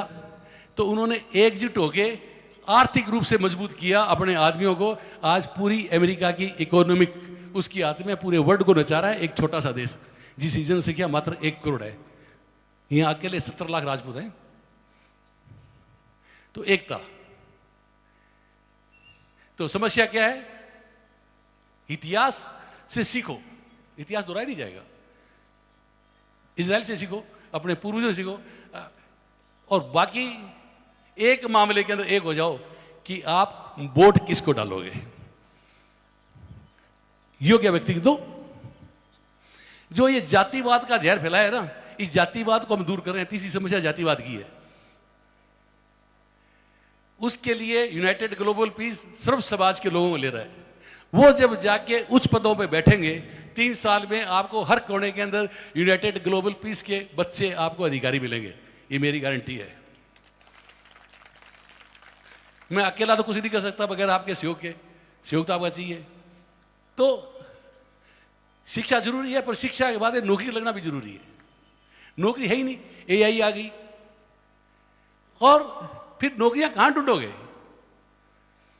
जितने सरकारी उपकरण हैं वो तो प्राइवेट को जा रहे हैं। आपकी रेलवे गया, आपका पोर्ट गया, आपका खनिज गया, आपकी एनर्जी गई, आपकी रेलवे गया, तो नौकरियां कहां हैं? कहां ढूंढते फिर रहे हो नौकरियां? नौकरियां प्राइवेट सेक्टर में है, और प्राइवेट सेक्टर में योग्य व्यक्ति को मिलेगी। सेम कहानी वही आ रही है। पूर्व में भी जिन बच्चों में योग्यता थी, जिस जाति के आदमी योग्यता थी, उसको उस तरीके से पद दिया जाता था। अरे भाई, हमारे राजपूतों से दूसरे समाज को क्या परेशानी है? अब 70 साल से तो होनी भी नहीं चाहिए। भगवान ने जिसको हरिजन के घर में पैदा कर दिया, वो आज क्या कर रहा है? वही काम कर रहा है जो सदियों से कर रहा है। इसमें हमारा तो कोई दोष नहीं, वो कर्म ही वैसे लेके आया है। परंतु नेताओं के द्वारा जो राज करते हैं वो श्याम दाम दंड भेद लगाते हैं, और वो इस प्रकार की भ्रांतियां फैल के फूट डालो, राज करो, इनकी नीति रहती है। अपने को उसमें नहीं फंसना। भाई, इनको था तो हरिजन को नई कॉलोनियां बसा देते। वो उसी जगह बैठे हैं जहां 100 साल बैठे थे। पहले 5 व्यक्ति थे घर में, अब 15 व्यक्ति है। अगर कोई इतना इनका हितकारी है तो उनके घर में जाके सो जाए, एक रोज उनके चूल्हे का बढ़ाया रोटी खा ले, मैं मान जाऊंगा। उन गड़े लगा ले, उनको कोई नहीं लगाता। ये तुम लोगों को जातिवाद के नाम से मूर्ख बना रहे हैं। हमारी खोई हुई प्रतिष्ठा जब भी आ सकती है, हम सब जातियों को साथ में लें। और फिर अभी टाइम बहुत है। आप अगर सारे यस करो तो भाई 4 रुपए खर्च करें, अच्छे विद्वान लोगों को लेके अच्छी योजना बनाएं। योजना बनाएंगे जब आप लोगों के समक्ष पेश कर दी जाएगी, और उसको कोई चैलेंज नहीं कर पाएगा। आज अगर मैंने सोलर का बताया ना आपको, इसको सोलर नहीं हो, और राजस्थान तो गरीब हो ही नहीं सकता। दूसरा और उदाहरण दूं, भाई ये सरकारें फ्री में दे रही है। राजस्थान आया था, पहले रोज मैंने बोल दिया था, ये राजस्थान के उद्योगपतियों के लिए, राजस्थान के व्यक्तियों के लिए ये योजना नहीं है। ये गिने चुने लोगों को देना है। ये राजस्थान की पूरी धरती दे देंगे और भूखे मरना बात है। भाई, उनको लेनी है तो किसानों के लो। अगर किसान की 1 लाख एकड़ जमीन लेते हैं, देने उनकी कमाई नहीं है 5,000 रुपये, जिसके अंदर पूरा परिवार खपता है, और उसके बाद कभी ओले पड़ गए, कभी क्या हो गया, फसल घर में आएगी नहीं आएगी उसकी पता नहीं, तो उसका किराया है 25,000। 2 लाख एकड़ जमीन अगर सोलर के लिए प्राइवेट में ली जाती है, हमने भी ली है, 1,000 बीघा हमने भी ली है किराए पे, जिसकी हम कीमत दे रहे हैं 25,000 रुपये किराया उसे साल का, एकड़ का। तो 2 एकड़ के अंदर होता है 50,000 लाख रुपया। जब किसानों की जेब में आएंगे तो बेरोजगारी रहेगी। यहां पे जितनी इकोनॉमिक फास्ट घूमेगी, हम तो व्यापारी हैं, व्यापारी की बात करेंगे, उतने ही आप लोग सादे संपन्न होंगे। हर आदमी के पास जो पैसा आएगा, 1 नंबर का आएगा, वो नए नए उद्योग खोलेगा, नए नए धंधे खोलेगा। समझ जाओ राजपूतों, सर्व समाज को साथ ले लो। AI आ रही है, आपको बाकी बची कुछ नौकरियां भी नहीं मिलेगी।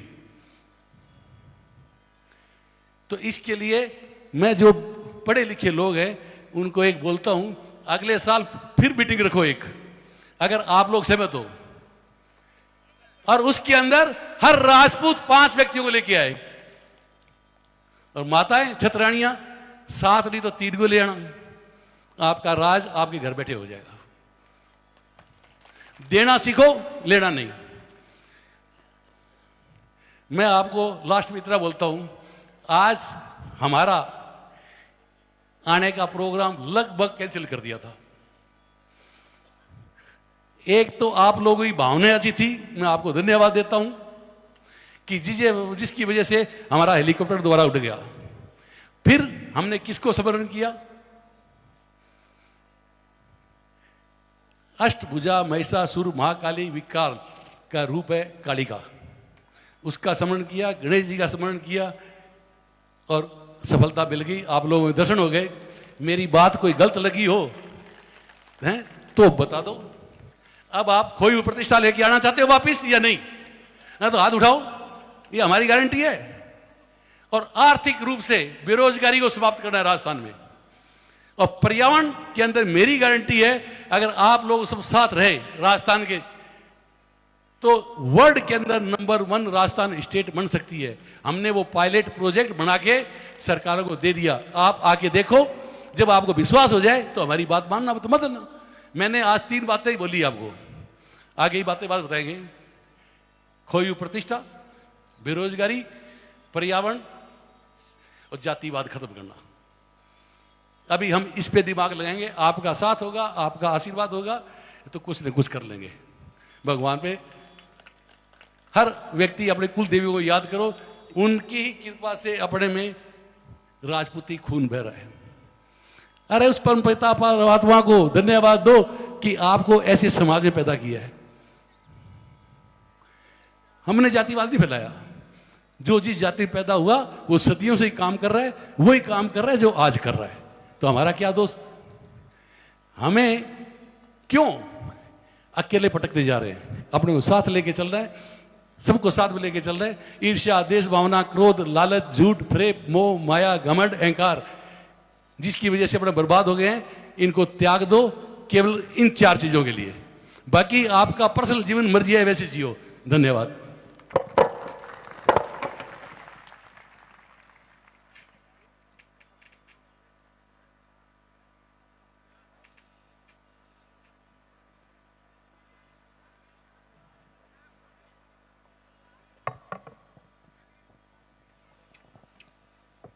विराजाएं मां भगवती। पहले जब बात करी थी, मैं निवेदन करूंगा हमारे ध्वजवाहकों से कि वो आए और मां भगवती की तस्वीर और ये जोत लेंगे। आप बैठेंगे बीच रास्ते में, मां भगवती का यहां से लेके पीछे तक भगवती की तस्वीर जाएगी। रास्ता खाली कर दें, अपनी जगह पे बैठ जाएं। और यहां से आगे पीछे आप देखेंगे तो ध्वज है, उन केसरिया ध्वज के साथ में यहां से 1 किलोमीटर दूर अपने ईडब्ल्यूएस से संबंधित मांगों को लेकर, अपने इतिहास के साथ हो रही खेल छेड़छाड़ के खिलाफ अपना मांग पत्र सरकार के नुमाइंदों को देते हुए हम अपने अपने घरों की ओर लौटेंगे। एक बार बैठ जाएं और पीछे ना आप इस तरफ जाएंगे ना उस तरफ जाएंगे, सीधे पीछे वाला जो रास्ता है वहीं से शुरू करेंगे। पहले पिछली पंक्तियां खड़ी होगी, यहां से मात्र 1 किलोमीटर अपने एक साथ जयकारों के साथ में। मेरा युवा साथियों से निवेदन है कि भगवती को जयकारों के साथ में आप वहां पे उस रथ तक पहुंचाने का प्रयास करें। अपने साधनों से, संसाधनों से सुरक्षित तौर पर अपने घरों की ओर अपने को पधारना है, अनुशासन के साथ पधारना है। रास्ते में कोई राहगीर, कोई प्रशासन, टोल कर्मी अपनी वजह से परेशान नहीं हो। एक भी साथी इस भगवती के रथ से आगे ना जाए। अपने मजबूती के साथ में अपन चले और पूर्वी राजस्थान के इस ऐतिहासिक महासमागम के इस आयोजन के में पधारे हुए आपके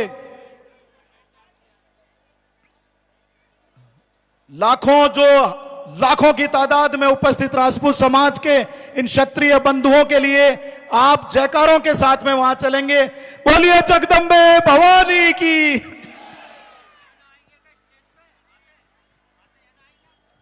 वहीं आपके साधन है और जिसका साधन आगे पीछे हो वो वहीं से ढूंढ लेंगे। मात्र 1 किलोमीटर पीछे की तरफ